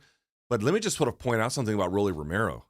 Dude, he hasn't made a clip on social media of note the entire fucking week. He's been quiet, right? Very quiet. And I can't tell if that's because he's finally wising up that, like, you know, he needs to focus. But what I can say is the guy who was shit-talking Tank about his, you know, the size of his Johnson and everything else, like, where is that guy? Nowhere to be found. I think his confidence has been shattered, and I can't quite tell if he's internalized that or if he's rejecting it. He might not be a sly as a fox sitting under the radar. You think he might just kind of be broken? This is what's so interesting about this promotion. Like, as we mentioned, the Teofimo fight against Barboza is great. It's a really good fight on this one. The other ones are all kind of lopsided, at least by the odds. But it's just weird that you've got Rolly Romero on this card and no one's talking about him. It's all Haney. It's all Garcia. It's all about Bill Haney. It's all about, or tangentially now, Oscar De La Hoya. Rolly is, and I can't believe I'm saying this, a wallflower in this. Yeah, it's weird. It is so unusual to ever see. He wasn't doing that against Barroso. He wasn't doing that against Pitbull. And he sure as hell wasn't doing that in the lead up to the fight with Tank. A new turn for him. All right, there are some things to think about that the Haney said. Is Ryan off the stuff, and will that change it? My belief is that Ryan will be fine, will look fine, and actually could be on the path to the best stretch of his career and the most dangerous he's ever looked. Why? Because I think he got close enough in the toxicity of last year to losing everything. His career, he had to sit out a year, he got arrested, he almost lost custody of his kids, he almost lost his mom. Like, there was so much going on, a lot of it self-imposed, that I think he got close enough to that line that it scared him and it rejuvenated him. He seems to be back in a better mental state. Physically, Luke, outside of looking softer, I thought he's looked good. Specifically, the training clips with Derek James, he's showing a right hand more. His technique has been very good. His footwork seems improved.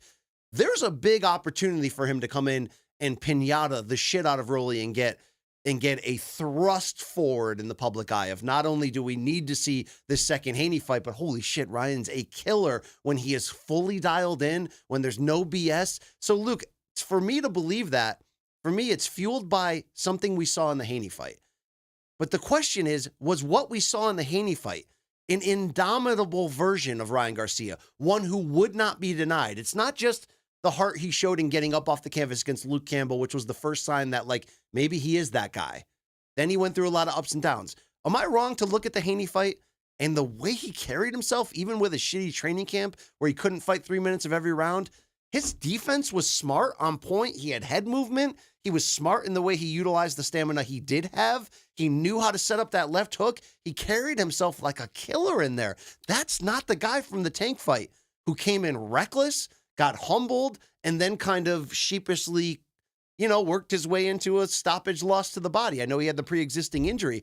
I'm just wondering if he has matured mentally at the exact right time, if he's been someone who's been open about the stuff he's been dealing with mentally, or maybe he got a lot of that anxiety out of the way, maybe he got a lot of that shit out of the way, and we will see the most focused version of him. Because if you talk to his ex-trainers, some of them will tell you the focus wasn't there. Yeah. He's not great at carrying out game plans. He switched him a bunch of times, too. I wonder if now is the time that it is the right opponent at the right time, the right setting. There's going to be a lot of eyeballs on this, even though it's a DAZN pay-per-view. Do you believe we're going to get a better version than we've seen before of Ryan Garcia based on all of that? Is there enough that he could have gained confidence-wise from that experience, or could it have been PED-driven? Hard to say about whether or not it was PEDs. I mean, I know he failed for him, but Ostarine is one of the ones that is easy to get via contamination, so that's something we have to understand. What I'll say is this, BC. I think that your theory is probably correct, but let's add a little something to it if we can. Devin Haney, I know everyone shit on him for that performance because he got knocked down 3 times and got his, he got rocked within the first 30 seconds. But BC, he also cleverly clawed his way back in several rounds to kind of make it, I'm not going to say like crazy close, but closer than you might imagine. Respectable in a way that he's not getting credit for. Romero can't do that. Romero does not have that kind of a skill in the same way that Haney does. And so, to the point that you're raising, could we see a more, a guy who's coming into his own at just the right time, trying to put some of the negativity behind him? Absolutely. Also in his favor is that even if he is that way, he's not going to be going up against a guy who can challenge him in the same way that Haney doesn't have Romero's power, not by a long shot, but he is a much better boxer. Oh, he's precise. And he can steal rounds from you in ways that Romero absolutely cannot do. This is set up for Garcia to look great.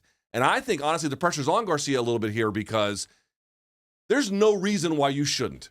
If you are what you say you are, you should cruise here. Let's see. Long Island Luke jumped into my live chat this week on the BCX and asked about the over-under, and it's like certainly all your knees are jerking toward the idea of under.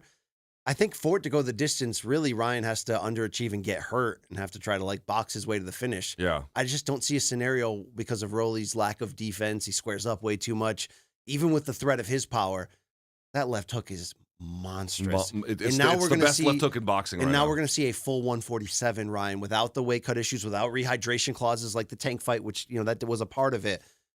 Big Ryan KO coming. And then again, even if there were no PEDs, there were substance abuse issues with recreational drugs. It does appear like that is going to, like I said, man, this is set up for Ryan to have a phenomenal New York homecoming. What I think is most intriguing for me outside of just seeing the event, seeing how it's going to be. Remember, they couldn't sell tickets for it under New York law. There's going to be a bunch of influencers and media and selected Turkey friends and people around there. But obviously, it's such a cool locale and location. We want to see it. I want to see how good, and I think that's what everybody else wants to see, how good Garcia and Haney look in their matchups. So you see how that changes the narrative entering into their inevitable rematch. For that to happen, in a lot of ways, both need to win, of course. Both are favored big to win, but in that co-main event matchup of Devin Haney against former unified 140 champion Jose Ramirez in a 144-pound catchweight bout, so it's a soft move up in weight, Devin has looked incredible in picks. He's been working with Sugar Shane Mosley on sitting down on his shots. They've been using him as a consultant in camp. Luke, I'm here to say Jose Ramirez is a live dog in this. Not a live dog to knock him out. Not necessarily even a live dog to pull a decision. I'm saying a live dog to make it more competitive than people think. Because Ramirez, who also had trouble cutting to 140 in recent years, even though he's a step down for sure from where he was 5-6 years ago heading into the Josh Taylor fight, he'll get inside on you. He'll work aggressively. He's precise. There's a lot to like about him. He's also not getting caught up in trash talk. He's only worried about the job at hand and redeeming his name. I think he's going to make this tough on Devin. I think you're going to see a fight that's, 8-4, 7-5 in the end, maybe. I think he can in spots, but I feel like Devin's ability to move around the ring is going to be real hard for him. Do you have any fears mentally that Devin will carry the skeletons from the Garcia fight? No, I think it's really oversold. Okay. I don't believe that. Then are you going to go as far, even though Ramirez is durable, to imagine a scenario where Haney is there a scenario where Haney exits this card as the favorite against Ryan in the rematch? No, I don't think so. Wow. Yeah, I think he's gonna. I could be close, but no. So no stoppage, but a solid win over 12 rounds. You're gonna guess for Devin Haney. I would pick him by decision. I would pick Garcia via stoppage. I think Garcia both of those are probably locks. They're probably very. Those are not the locks. ones that are interesting to me. It's the fucking Lopez and Barboza fight. That's the interesting one. Teofimo Lopez Jr. will defend his 140-pound title against unbeaten mandatory and 33-year-old Arnold Barboza Jr., who has taken the long road, not been given the huge promotional push opportunities, but has consistently won and got the job done. He went into Manchester, England, to beat a very tough Jack Catterall to put him in this position. And Luke, maybe most importantly, along with the odds actually representing the chance he really does have in here, is he's coming here completely confident. He has not gotten caught up in any of the Teofimo antics. He has answered it, I think, the right way. He's presented himself as strong. He's mentally focused. Like I said, 33 years old. This is his moment. Luke, is it, though, are his chances fully dependent upon which Teo we get? You know what that means. It's the pound-for-pound Teo and the Loma and Josh Taylor fights, and then it's the just barely won the decision and wonders if he still got it version that has popped up a few times. Even if he's not always doing this at the end, more often than not lately, we've exited Teo fights going, does he still have it? Like, he should have done more. He could have done more. Maybe not his most recent one when he beat up that jobber. But in your eyes, is Barboza's upset chances pinned upon which one of those two show up for Teo? Teo, at his best, should not lose. But I saw Sean Zattel talking about this, and he's got pretty good takes. Oh, he had some takes coming after Turkey, Dana, the FBI. He was cooking. He was cooking. Yeah. But I mean, as it pertains to this fight, and he was sort of pointing out, like, if you're going to get a 100% motivated Barboza, this is a monster opportunity for him. If you're Teo and you're 80 to 90, that's a big drop off. Teo is a much better athlete, and I think at his highest can just do much more.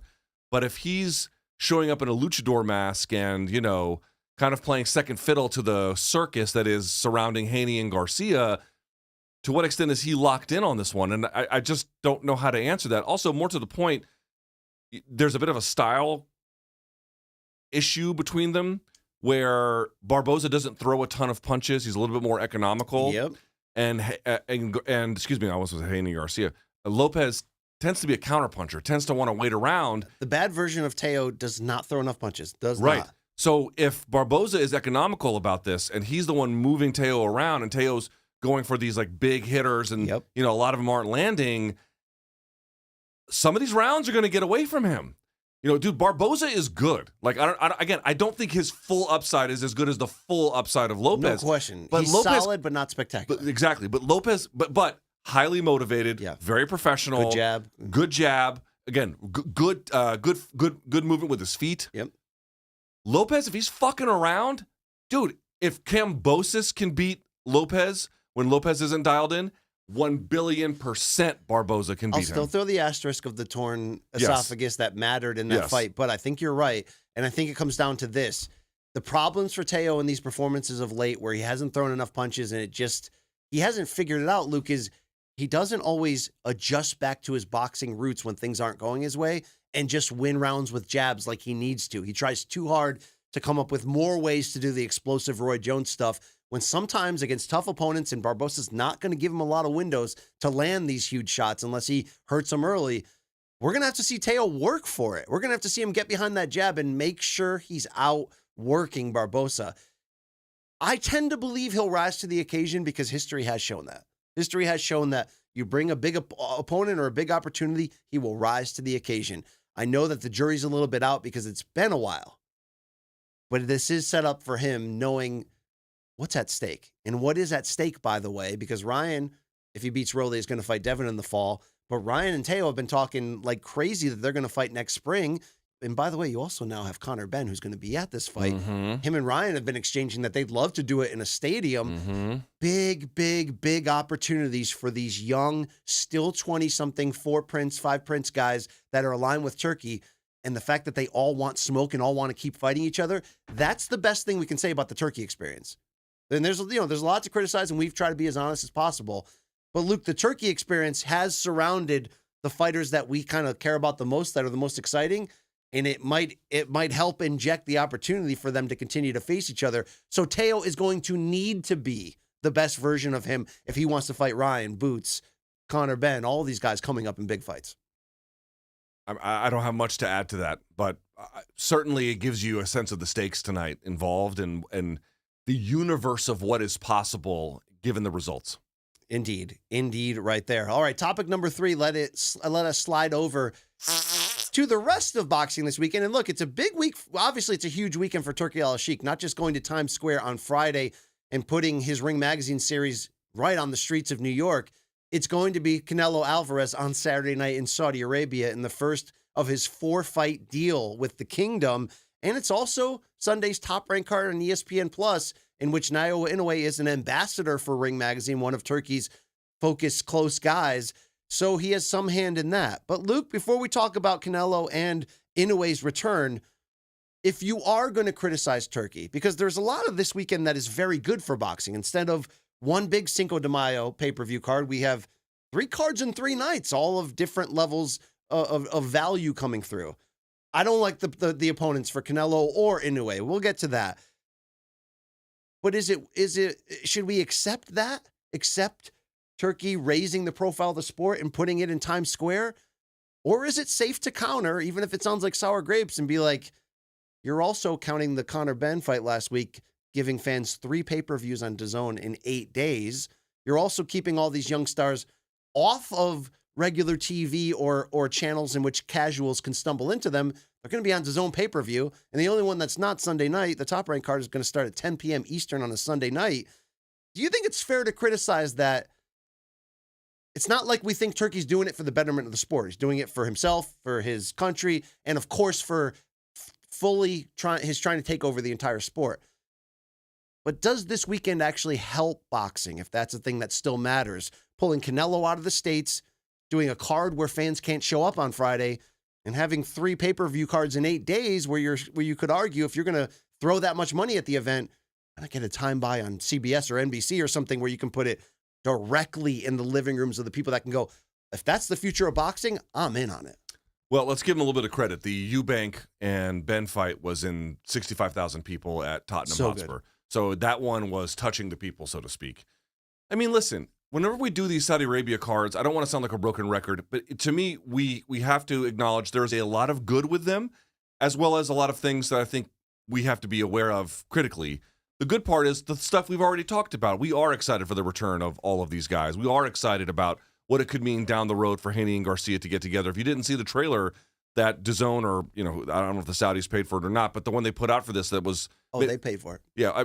In any case, it was really well done. Really, there's a lot of fun stuff about this. And again, it's going to look really good, I think, on TV tonight on this for this Friday night card. And the weather's holding up. No rain. Yeah. So listen, there's a lot of positive there. That Eubank Ben card was incredible. This one tonight should be really, really good. I don't think tomorrow is going to be a home run. I think tomorrow is going to be a bit of a dud. And Sunday probably too. I don't know if you guys have been following this. Apparently the Las Vegas economy is not doing great.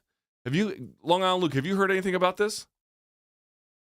Can't say that I have. I've been reading about this a little bit. It turns out like not a lot of people are showing up to Vegas these days. Oh, no. I don't know. I don't think it's strictly a function of the fights not being there as often. It's probably a number of factors. But anyway, I'm pointing out Inoue is there kind of on a dead weekend in the city. Well, isn't the rumor that the Vegas was value extracted even more than TKO's doing in their specific combat? And sports? you know, and listen, you go to Vegas, everything is insanely expensive. So here's what I'm trying to point out. I am happy to talk about the good parts of what the Turkey experiment is going to give us. And it has given us some great English fights. It is giving us, right now, pretty consistent use of their talent. He has paid for previously for any number of big heavyweight fights. And, of course, there was Bivol and Beterbiev, and we got that twice. And, you know, the whole 9 yards, all of that stuff is great. But at the same time, to that point, everyone was telling me, look how cheap the pay-per-view prices are, but how cheap can they be if you're getting 3 in 8 days? That's the first thing I'm going to say. Sure. Second of all, let's just be honest about it. Canelo fighting in Saudi Arabia is borderline a crime. It's ridiculous that he is fighting there. It is absolutely indefensible, other than everyone's just trying to cash in on what is probably going to be a monstrous payday. Or they needed to keep Canelo away from Jake Paul, knowing that they could put that fight on Netflix at that time. Fine, but even then, it should not be absolutely in Saudi Arabia at all. And total it disaster. Be this opponent. I mean, come on. Total disaster. And Inoue versus Cardenas is fine, but the real fight is the Akhmadallah fight, which this one is supposed to set up, and it's happening in a weekend where I don't know if Inoue can actually be a big star in Vegas, absent some other real kind of promotional force. And Top Rank's doing their best, but there's just not a whole lot necessarily to it. And the Riyadh season shine does not appear to be, the halo does not appear to be extending in that particular way. Also, you know, some of this stuff is very fan inaccessible. The Eubank Ben card is a clear opposite of that. But, you know, there's going to be not many people to see Canelo. Yeah, it's a mandatory, but I've seen other mandatories. When the last one in Guadalajara, when he fought, who was it? It was the white guy from England. Yes. He couldn't finish him off. Yeah. But, you know, the opening scene. John Ryder had this huge, almost orchestra and all these mariachis and this giant show. It was a fucking show. You know, what are we going to get in Saudi Arabia with this? Like nothing even approximating. They're putting it in a 6,000 person arena. What is this? What is this? This is absurd. So, I hate to say it. It's a mixed bag is the answer. It's a mixed bag. I've never seen this much apathy, anger, or just I don't give an F about Canelo's fight. So for the record, Canelo's defending his unified super middleweight championship against unbeaten IBF title holder William Skull. Now, Skull only became the champion because Canelo wanted to fight Edgar Berlanga last year instead of defending against Skull, his mandatory. So Canelo was stripped of the IBF title. Skull fought Vladimir Shishkin in Germany. It was not a fun fight. Didn't make either one look good. And Skull kind of had a hang on late. He got hurt and kind of and faded a bit late, although he was the clear winner. But Luke, even though he's unbeaten, he's from Cuba, fights out of Germany, has almost no footprint, has victories over some second-tier guys. The Shishkin fight is a decent win. Skull is terrible. But now he's in here against Canelo, only really, to be fair, because when you do Canelo versus Crawford later this year, which we expect Turkey and TKO to do in a Vegas stadium, Allegiant Stadium, it's going to be a much better sell if Canelo comes in there as undisputed super middleweight champion so that Bud Crawford has the historical chance to become a 3-division 4-belt undisputed champion. But yet what you're doing is you're tossing it on a weekend where the focus is really on tonight, and this just feels like an extreme afterthought. The crowd's not going to be wild. It's not going to be going crazy. There was nobody at that grand arrival. It's in Riyadh. And, oh, by the way, he's a 50-1 favorite. Yeah, I mean, who gives a fuck? It sucks. It sucks. And it just further pushes him away from Benavidez, which is the fight he should be doing right now. Nobody's making Canelo, though. He doesn't want it. I mean, the IBF stripped him, but it's not like WBC's like making him, defend his title. They'll just give him super champion bullshit. It feels like Turkey would just rather have him than have the enemy have him. And obviously Turkey wants to do big things with TKO with Canelo. But this is a waste of the remaining fights that we are going to have left with Big Red. I feel like it's the kind of fights he wants, though, right now. He's more than happy to take this money and do it. Here is Canelo talking or grading potential future opponents on a good and great scale when he did talk to the media this week. William Skull. Yeah, good fighter. Yeah, Chris Eubank Jr. Good fighter. Billy Joe Saunders. Fat fighter. Dimitri Bivol. Good fight, great fighter. Yeah, exactly. Floyd Mayweather. Great fighter. Edgar Berlanga. Good fighter. Terence Crawford. Great fighter. So Skull. Billy Joe Saunders, by the way, is incredibly fat. He is. He was trying to get involved in that Eubank Ben thing last week. Yeah, got a little racial back there, yeah, too. Well, he likes that. In terms of this one, look, Skull is taller than Canelo. He's got quick feet. He holds distance well. He's pretty accurate with his punches. Decent speed, but he doesn't throw a lot. He does nothing holds remarkable. a lot. He holds a lot, which keeps the output down. But that's not the avenue to getting a decision over Canelo. He did come out this week and say, I'm going to eat him when talking about Canelo. I mean, God bless him. It's the biggest opportunity of his life. But here's the belt on the line that the WBC is going to float. Obviously, the undisputed championship. This is the coolest thing about this. I mean, it's unnecessary, but it is pretty cool. The design is absolutely incredible. Okay, WBC, continue to put out the Caliente belt, or what is that called? The Zico Tencatl belt? I don't even. I mean, shout out to, that's the only connection to Mexican history that we have here on Cinco de Mayo. Just a not that that's a Mexican national holiday that they take seriously. It is in boxing. It is in boxing. Yes. It is in It's American not an actual bars. Mexican holiday, but it is in boxing. For young white women, it's their holiday, okay? There's no question about that. Hey. Or 45-year-old wash dads in Indeed. Vegas doing live shows. Let's see William Skull working out here. I mean, his body is a wonderland. Shout out to the guy. But he looks like a fucking tank, but don't be deceived. He's not good. He doesn't have power. He is 19-0 overall. And here's Skull talking about wanting to shock the world, which is exactly what he needs to do. Most of the time they have underestimated me and coming like the underdog. But it's at the same time, it's a great feeling, because people is not expecting a lot from you, and then you shock the world, and then you show who you are. So here's the deal, though.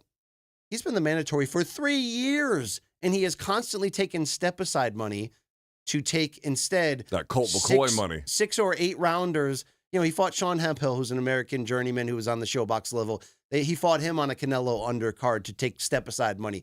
This is his moment. He's waited. He's put his career on hold. He's been fighting mostly nobodies, but he doesn't even have reputable wins before that. The fact that he even could become number one in a sanctioning body for not having beaten anybody is the other side of how boxing alphabet works. You know what's going on. The two best ways to get money in sports: be a backup QB behind a franchise quarterback. Yes. It's that Colt McCoy money. He didn't have a franchise guy in front of him, but still. Or that step-aside money. Just keep taking that step-aside money. Dude, you can get rich doing that shit. Yeah. Well, Sunday night, in Iowa, the Monster is going to defend the undisputed 122-pound title against Ramon Cardenas. Look, I covered Ramon. He fought on ShoBox in the past. He's from San Antonio. He's got legit power for this division, but this is a monster step-up opportunity. And the unfortunate part is you feel like he only got selected because he's Mexican-American and we're doing this fight on Cinco de Mayo weekend in Las Vegas. But it kind of spoils Inoue's return to the U.S., which was supposed to be a big, exciting deal. I'm not going to say that the card's going to be awful, but Inoue's a bigger betting favorite than even Canelo. But, Luke, I actually think Cardenas has a better shot in this than Skull does against Canelo. Yes. Skull is not going to throw a lot. Canelo's going to break him down to the body and probably stop him midway. Now, Cardenas might not even make it through 4 rounds for all we know, especially if he fights aggressively. But is there any redemptive thing about? I'm shocked that they're doing this. I know that Inoue wanted to stay busy, and this just fit in on the time on the calendar. I'm shocked that they would put it on Sunday night on an already loaded weekend at 10 p.m. Eastern against an opponent that's not going to move the needle again. A dead weekend. Again, maybe that was the only chance it was going to work because Inoue is supposed to be going to Saudi Arabia later in the year. He wants to fight twice more. He wants Nakatani, maybe MJ Akhmadaliev. Dude, here's my view on this. The way that John Ryder fight went, and who was the also Canelo at the Hard Rock Stadium? What's the name of the Hard Rock Stadium in Billy Joe Saunders in South Florida? You're talking about? No, but he also had a tune-up there. Avni Yildirim. It was a mandatory defense. And he came out with J Balvin, and it was a whole thing. My view on this is if you're a big megastar in boxing or a pound-for-pound guy, one of the two or both, and you have to take a mandatory, make it a fucking show. Make it a fucking show. Yeah.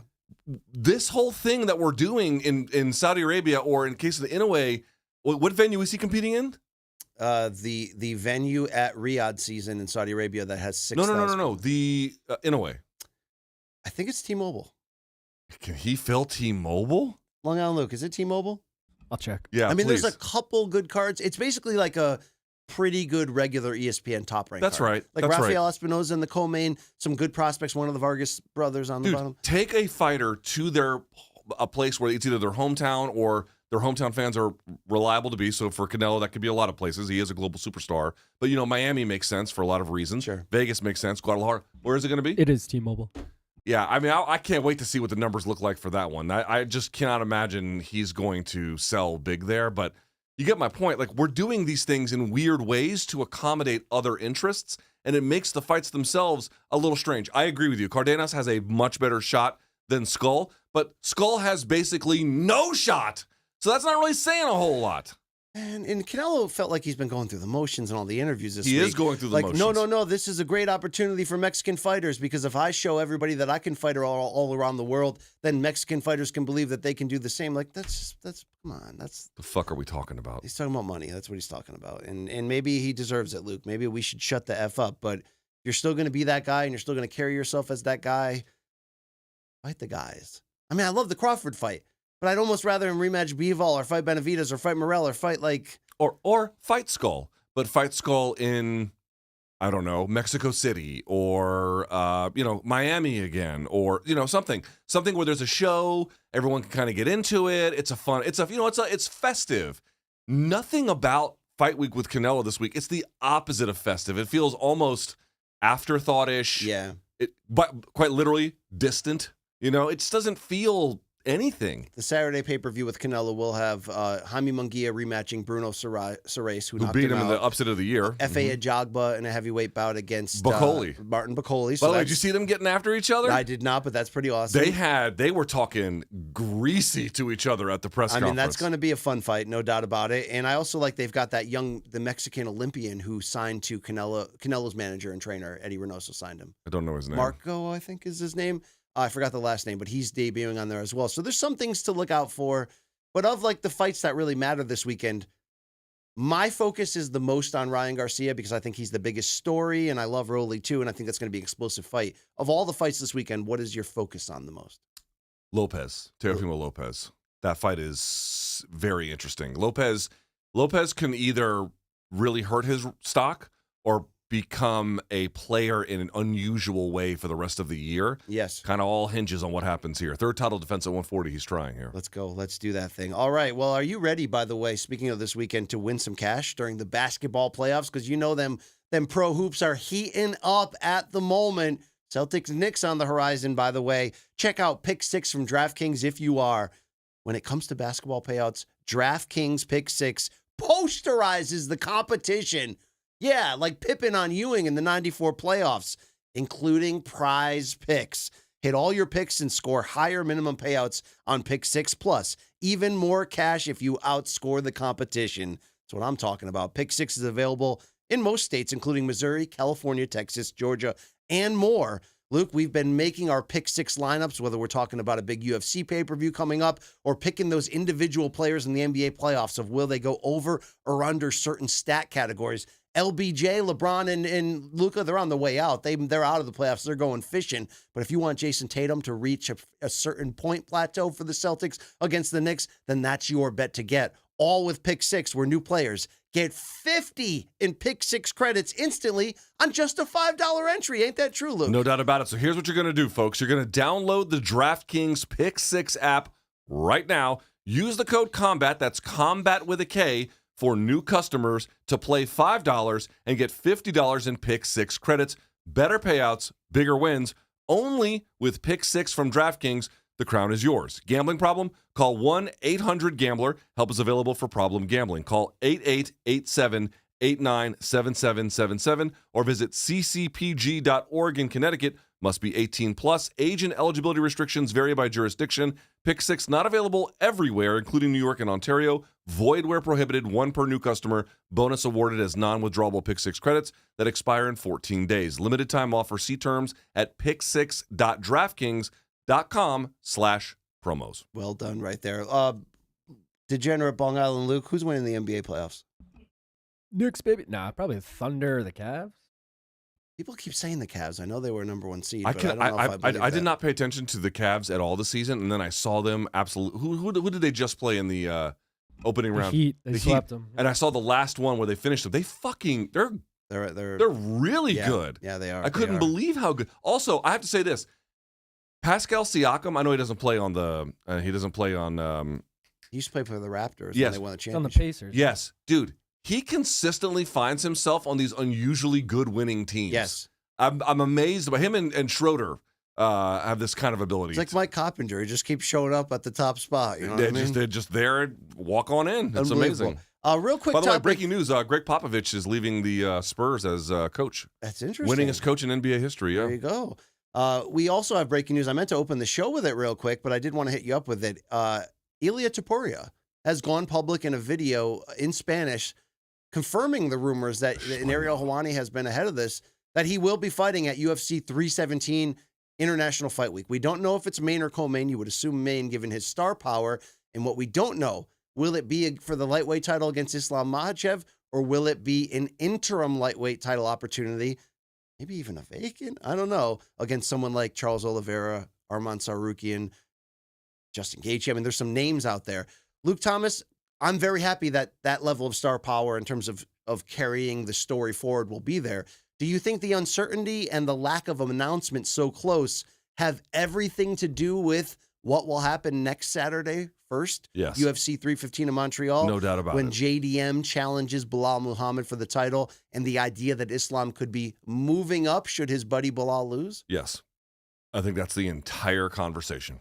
No, I have nothing else to say about it except that is exactly what they are waiting on. All right, we'll have this to say about it. I think we all want Islam, right? I mean, that's the best fight you can make in the sport. But if it's not, what do you want for him? Oliveira. That's sexy. Yeah. That is a sexy ass Charlie fight. Olives. And I think Topuria wrecks him. Wow. What about Sarukian? Do they save that? That's an interesting one. I don't know about that one. I don't think they make that one. Sarukian would have chirped up already. I mean, this is going to be better than Gaethje Makhachev. Like, Ilia versus if they do anybody that, yes. Mhm. will be better than Gaethje Makhachev. Yes, that's right. I agree with that. I did talk to Bilal last night. It'll be on the Brian Campbell Experience today, and he said he is, what the rumors are true, he is willing to move up to middleweight and face Hamzat for an interim title if necessary, and is willing to give Islam a chance at his belt against somebody I don't think else. that's likely. Okay, interesting musical chairs being played on the Titanic deck that is TKO's UFC. Yeah. The only thing is, as they're going down into the water, they're cashing more and more checks. More Yeah, and more. I don't quite get it. All right, topic number 4. Hey, how about this? Former UFC fighter Jeff Molina was, of course, embroiled in the betting scandal. Remember Coach James Krause, Derek Minner involved as well. That would lead all three of them, right, to be black sheep, removed from the UFC, suspended, and really what you thought would be a huge casualty to whoever would violate UFC's current era of embracing sports betting, of having DraftKings as a sponsor, and all of that. But this week, it was announced by BKFC that the promotion was going to sign Jeff Molina, which led to Molina appearing on the Ariel Helwani show. But after that interview aired, it was an announcement from BKFC that the signing was actually premature. Why? Because Molina's suspension doesn't actually end until November. BKFC would tweet, yesterday's announcement regarding Jeff Molina's signing was premature. We respect the ABC's current suspension and will honor their rules and suspensions. So, Luke, let's just start right here. Should BKFC have signed and shown public interest in Molina when he's still suspended and we're so close to the can't miss toxicity that came out of that betting scandal? I saw people saying he should be banned for life, which... Well, can we hear his side of the story? Let's get his side of the story first. Let's hit it. How long have you been betting on MMA?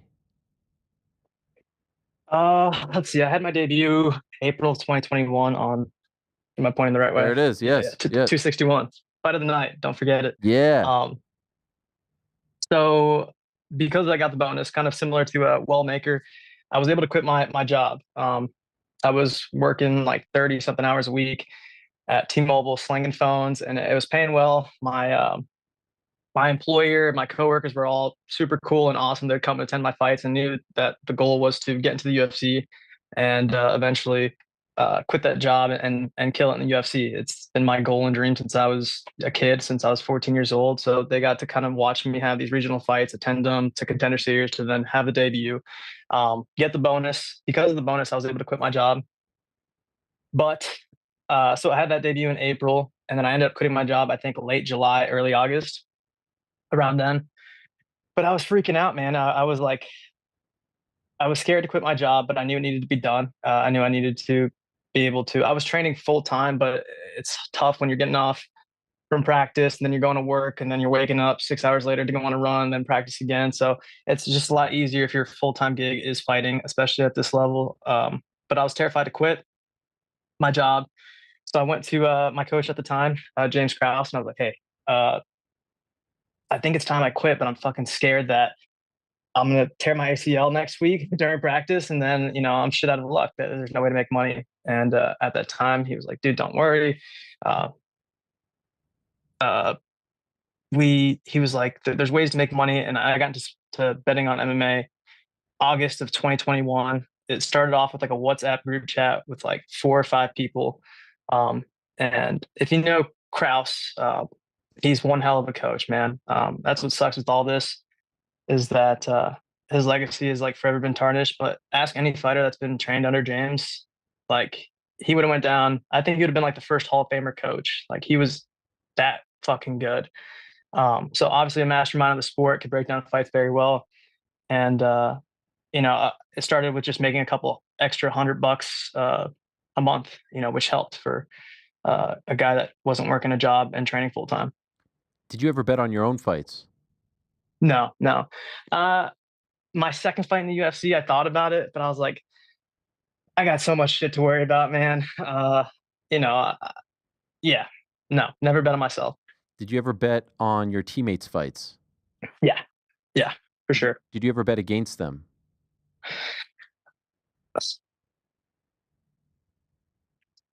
Yeah.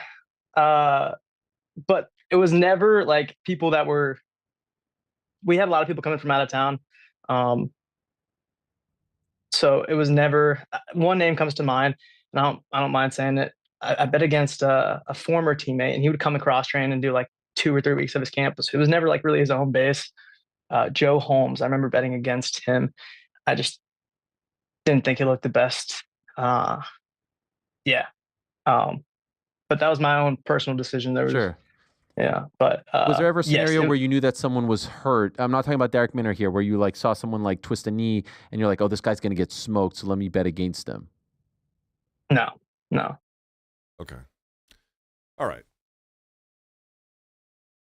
Pretty damning stuff here. Let's bring in Long Island Luke, because I feel like of anybody who would have a sense of things here, like there's a right way and a wrong way to bet, right? And I feel like Long Island Luke does it the right way. And we should be clear, like, we should ask his girlfriend if that's true. Yeah. Long Island Luke, as somebody who tries to bet the right way as best we can tell, what do you feel about what Jeff Molina is saying here? I mean, he's obviously in the wrong if the UFC tells you can't bet on fights anymore and then he continued to bet on fights. That's obviously wrong, but it's not like, it's almost like... Should he be banned for life? No, I 100% disagree with that. I think the UFC needed to set an example with him, so I don't disagree with them whatsoever saying you're done. It's almost like a Paul Daly situation. Exactly. You're our example, get him out of here. But now, Miguel I'd be Torres. totally fine if he pops up in PFL. I don't care. That's kind of where I'm at. I don't really care if he comes out with BKFC. Now, there is the question of the timing of it all, and I think that's a little bit of an issue because he's still suspended through, November? Yeah, let's throw that tweet there from Nolan King about the actual breakdown. Jeff Molina has been suspended 36 months by the Nevada Commission for failing to disclose Derek Minner's injury and knowingly placing a significant bet on that injury. It's retroactive and will terminate November 5th of this year. That's bad. I mean, look, I think there's a couple sins at once. Like, one, if the UFC says no betting because of obvious reasons as an active fighter, then it should be no betting as an active fighter. But I get that even within that, it's a little bit of a gray area. But when you add on his admittance that I've bet on or against fighters that I'm training with, then you're using insider trading. Yeah, I mean, that's like, it's the same reason why me as a CBS Sports writer can't go apply for Survivor on CBS and win $1 million, right? It's considered a major conflict of interest. So right there, he sealed his fate with UFC at the worst possible time. And he's been admitting it too here, and along with being caught. So to me, the question isn't what is the proper suspension from the UFC. The question is, should he be allowed to fight elsewhere in the sport? I mean, should you lose everything for one mistake in a situation like this? I don't think so. That's me personally. I know other people disagree. There is a range of opinions on this. To me, it does not strike me as the nuclear option kind of scenario. It strikes me as bad. I mean, I don't think anyone thinks it's good. It's bad. It's quite bad. It just doesn't strike me as, I mean, dude, I say this all the time, dude. If you can't fist fight another guy for money in this country, I'm really not sure what you can do. It's like one of those things where the government has a compelling interest in regulating it, but there should be a low barrier to be, not to be in the UFC, but to be able to be an active combat sports participant. Tommy Morrison took an MMA fight under mixed rules on a Native American grounds when he had HIV. Yeah, well, I mean, that's a little different. That's regulatory shopping. But what I'm saying BKFC is a big you're brand. saying everybody finds Yeah. an opportunity to fist fight in some form under every circumstance. Yeah, but BKFC is a bigger brand. They put out a statement, if we have it. Let's take a look at it Yeah, here. we read it already. Did we put the graphic up? Oh, yeah. We even read it out loud. We did? Yeah, it was when you were on your laptop. Oh, sorry about that. Yesterday's announcement regarding Jeff Molina signing was premature. We respect the ABC's current suspension and will honor their rules and suspensions. There you go. You remember earlier in the show when you took your thing out and you were all itching it? We're like, Luke, that's not really appropriate right here. Right? Well, listen, sometimes when duty calls, you just got to go. Anyway, you get the idea. I don't mind BKFC signing him. I really don't. I think it is a different sport, too. It is. But that label shouldn't go away. Like, he did it. He admitted to it. It ain't right. It ain't good. I mean, is the gray area the fact that sports betting is so prevalent and people like Conor McGregor are constantly posting their betting, wins and losses, but is he not even an active fighter? Okay, I want to bring that up if I may. Here's the thing that I just don't understand about all of this. If people want to crucify Jeff Molina, again, there's a debate about it, and I do understand that there is at least an argument for a lifetime ban. To me, it's not the most convincing argument, but there's one that exists. This comes to us from ESPN, Mark Raimondi, shouts to Mark Raimondi, January of 2023, BC. And this, of course, is all in the fallout of the whole James Krause scenario. Quote, UFC Chief Business Officer Hunter Campbell wrote to fighters and teams in a memo Thursday that the promotion, quote, expressly prohibits, end quote, UFC fighters from betting on UFC fights themselves or through a proxy. UFC insiders, which is a designation that includes coaches, managers, handlers, athletic trainers, and, quote, other individuals affiliated with the athletes of the UFC, end quote, are also prohibited from wagering on UFC fights. Disciplinary action would be taken against the UFC contract athletes if the insiders were to violate the rule. Campbell also added that it is the UFC's expectation that any fighter who has knowledge of a violation of these restrictions will immediately notify the UFC. Long Island Luke, how can that be the rule that they put in place and Conor McGregor is tweeting about putting 500K bets on Michael Chandler's fights? It seems like a direct violation.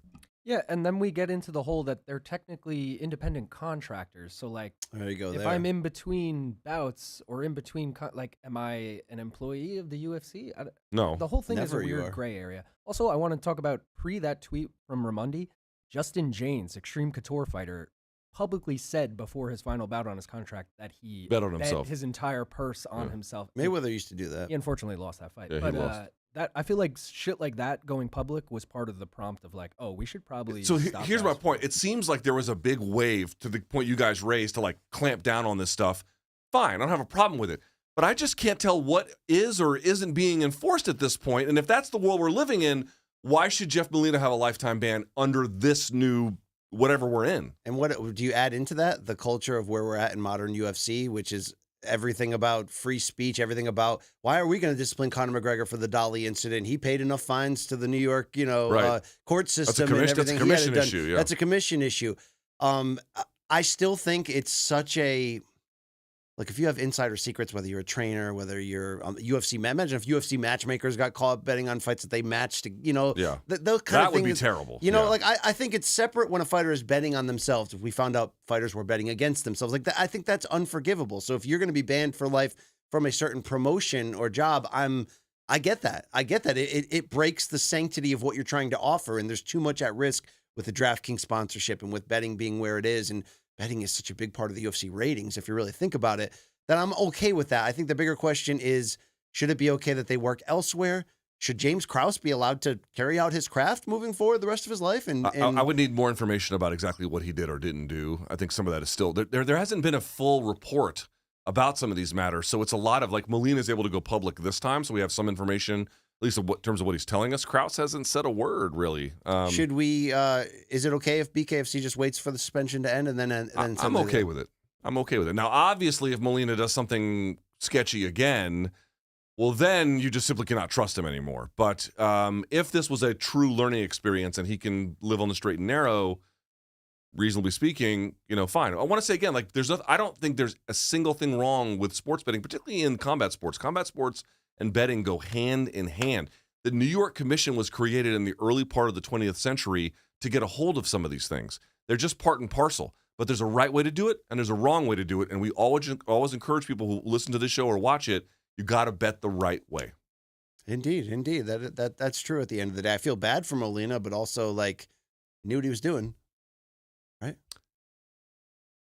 I don't think these guys sometimes absorb the seriousness of it. He just admitted on Ariel's show that I bet with knowledge that I got from training partners about where they're at. At that time, what kind of infraction did he think that was?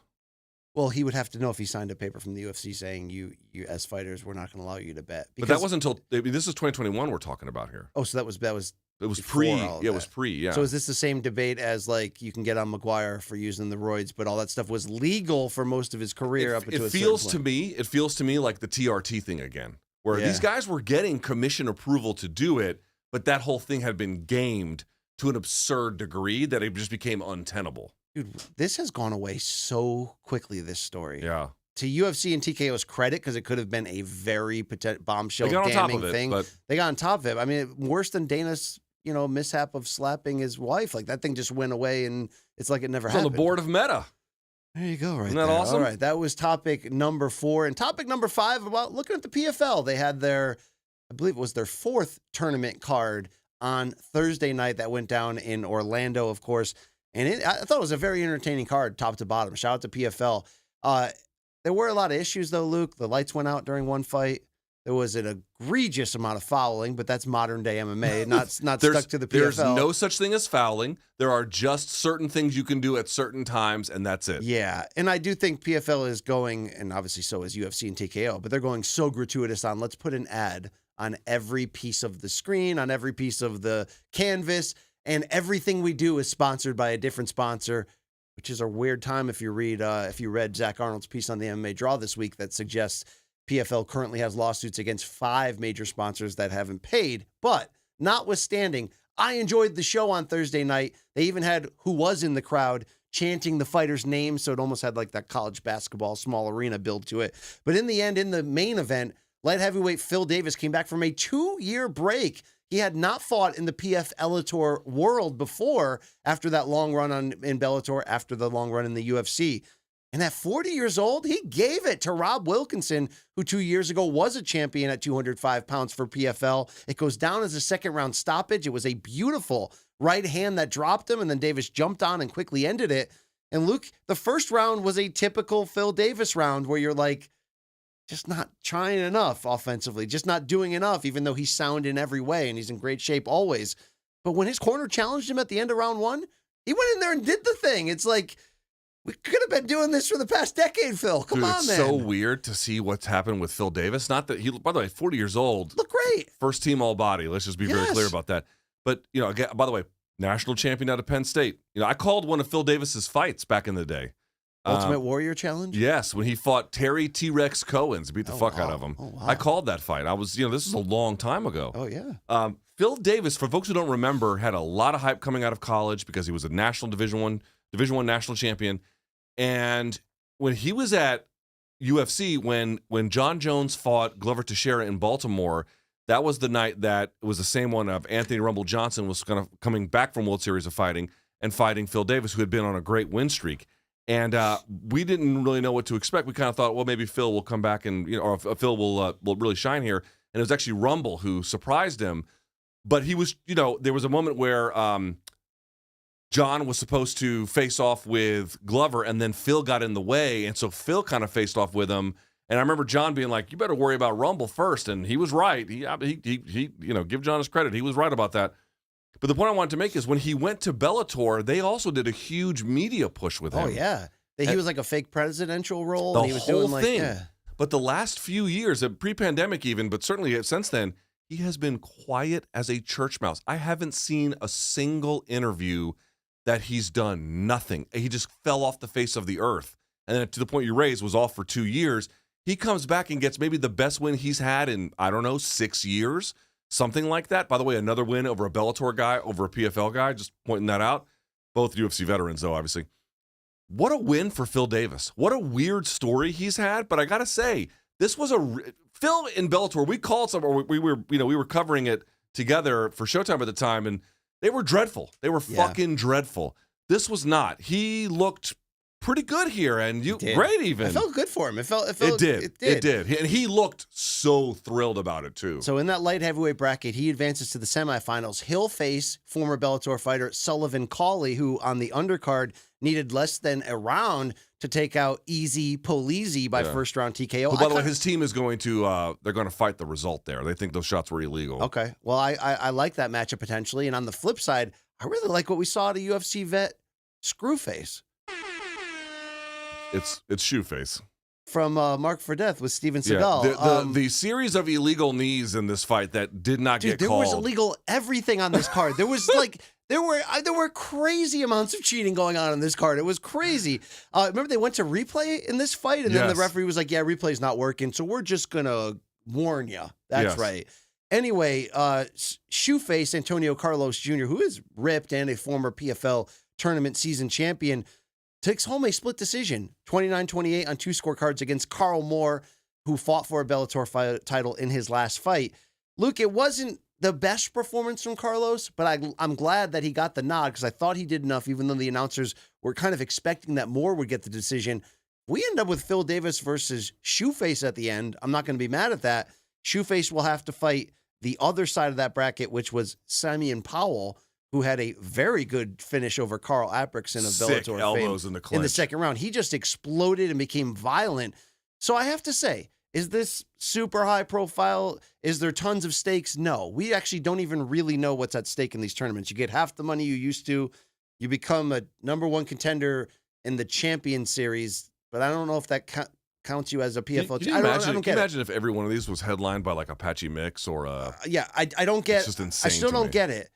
But I enjoyed the fights. I kind of like where they're going. Shoeface seems a little reinvented overall the last few years.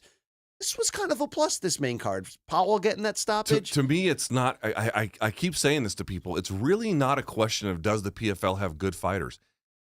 They've got really good fighters. They just don't feature their best fighters in the spots that matter. They just don't feature the ones that matter in spots that matter. Yes. It fucking blows my mind. But yes, like there's quality up and down this roster. And if you tune into a PFL card, there's a good chance you're going to see some good fights. Absolutely. So that co-main event was former Bellator interim heavyweight champion Valentin Moldavsky, who is trained, of course, by Vadim Nemkov.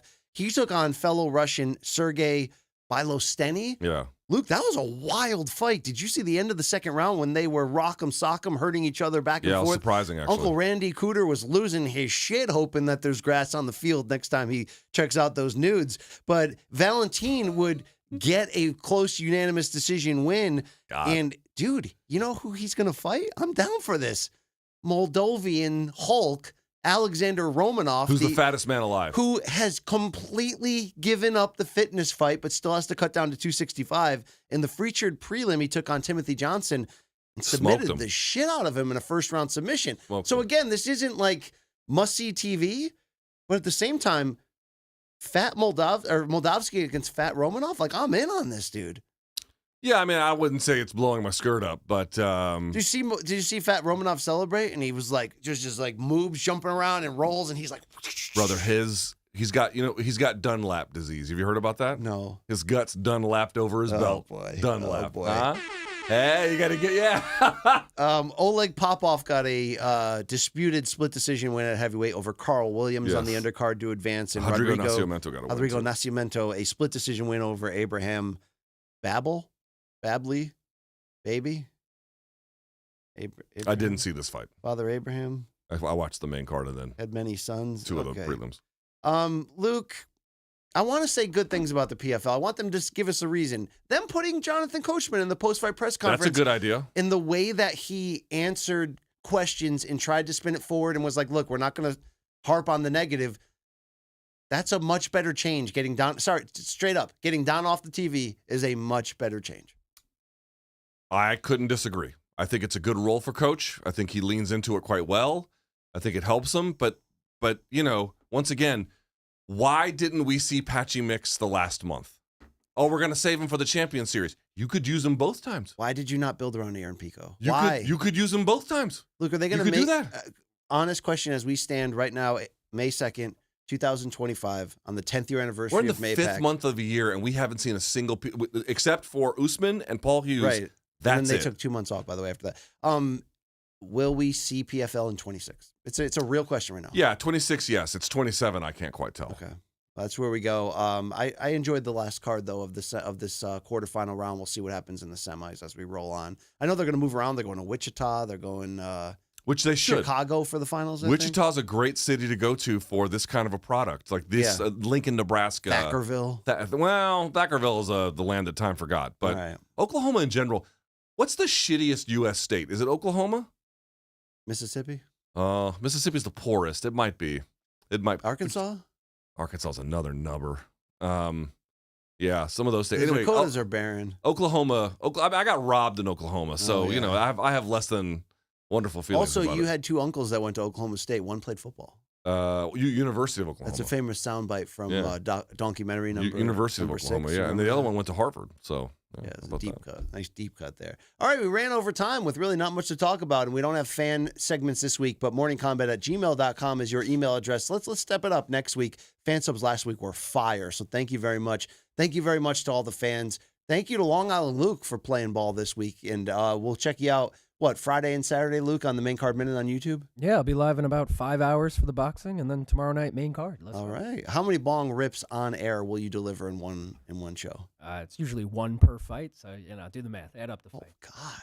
Have you ever ended one of those streams, not even sure if you just said racist shit for an hour?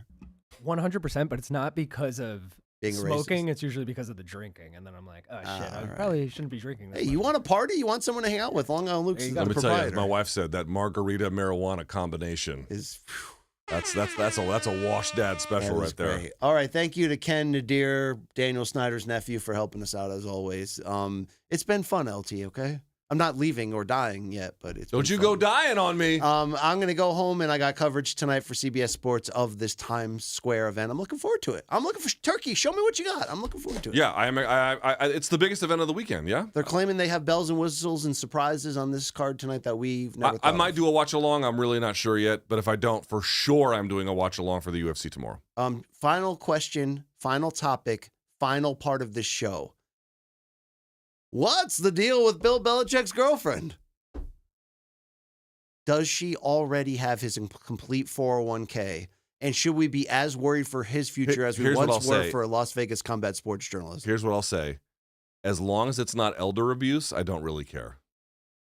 Also, can you imagine having to bang Bill Belichick? That's really gross. In one of those sweatshirts with the holes in it? You know what I mean? That's just, do you think he has a pipe hole in one of those just so she doesn't? Okay, we've gone too far. There it is. I think our sponsors are going to love this conversation. We should go. Thank you to all our sponsors. Hey, check us out next Wednesday. Don't forget, May 5th. Right? May 5th? No, May 7th. 7th. God, I've been giving you the wrong date. May 7th, Wednesday, 11 a.m. Pregame preview brought to you by Cuervo right here. For Luke Thomas on BC, for our whole staff and crew, hey, enjoy the fights this weekend. Check out our coverage. We love you. We out.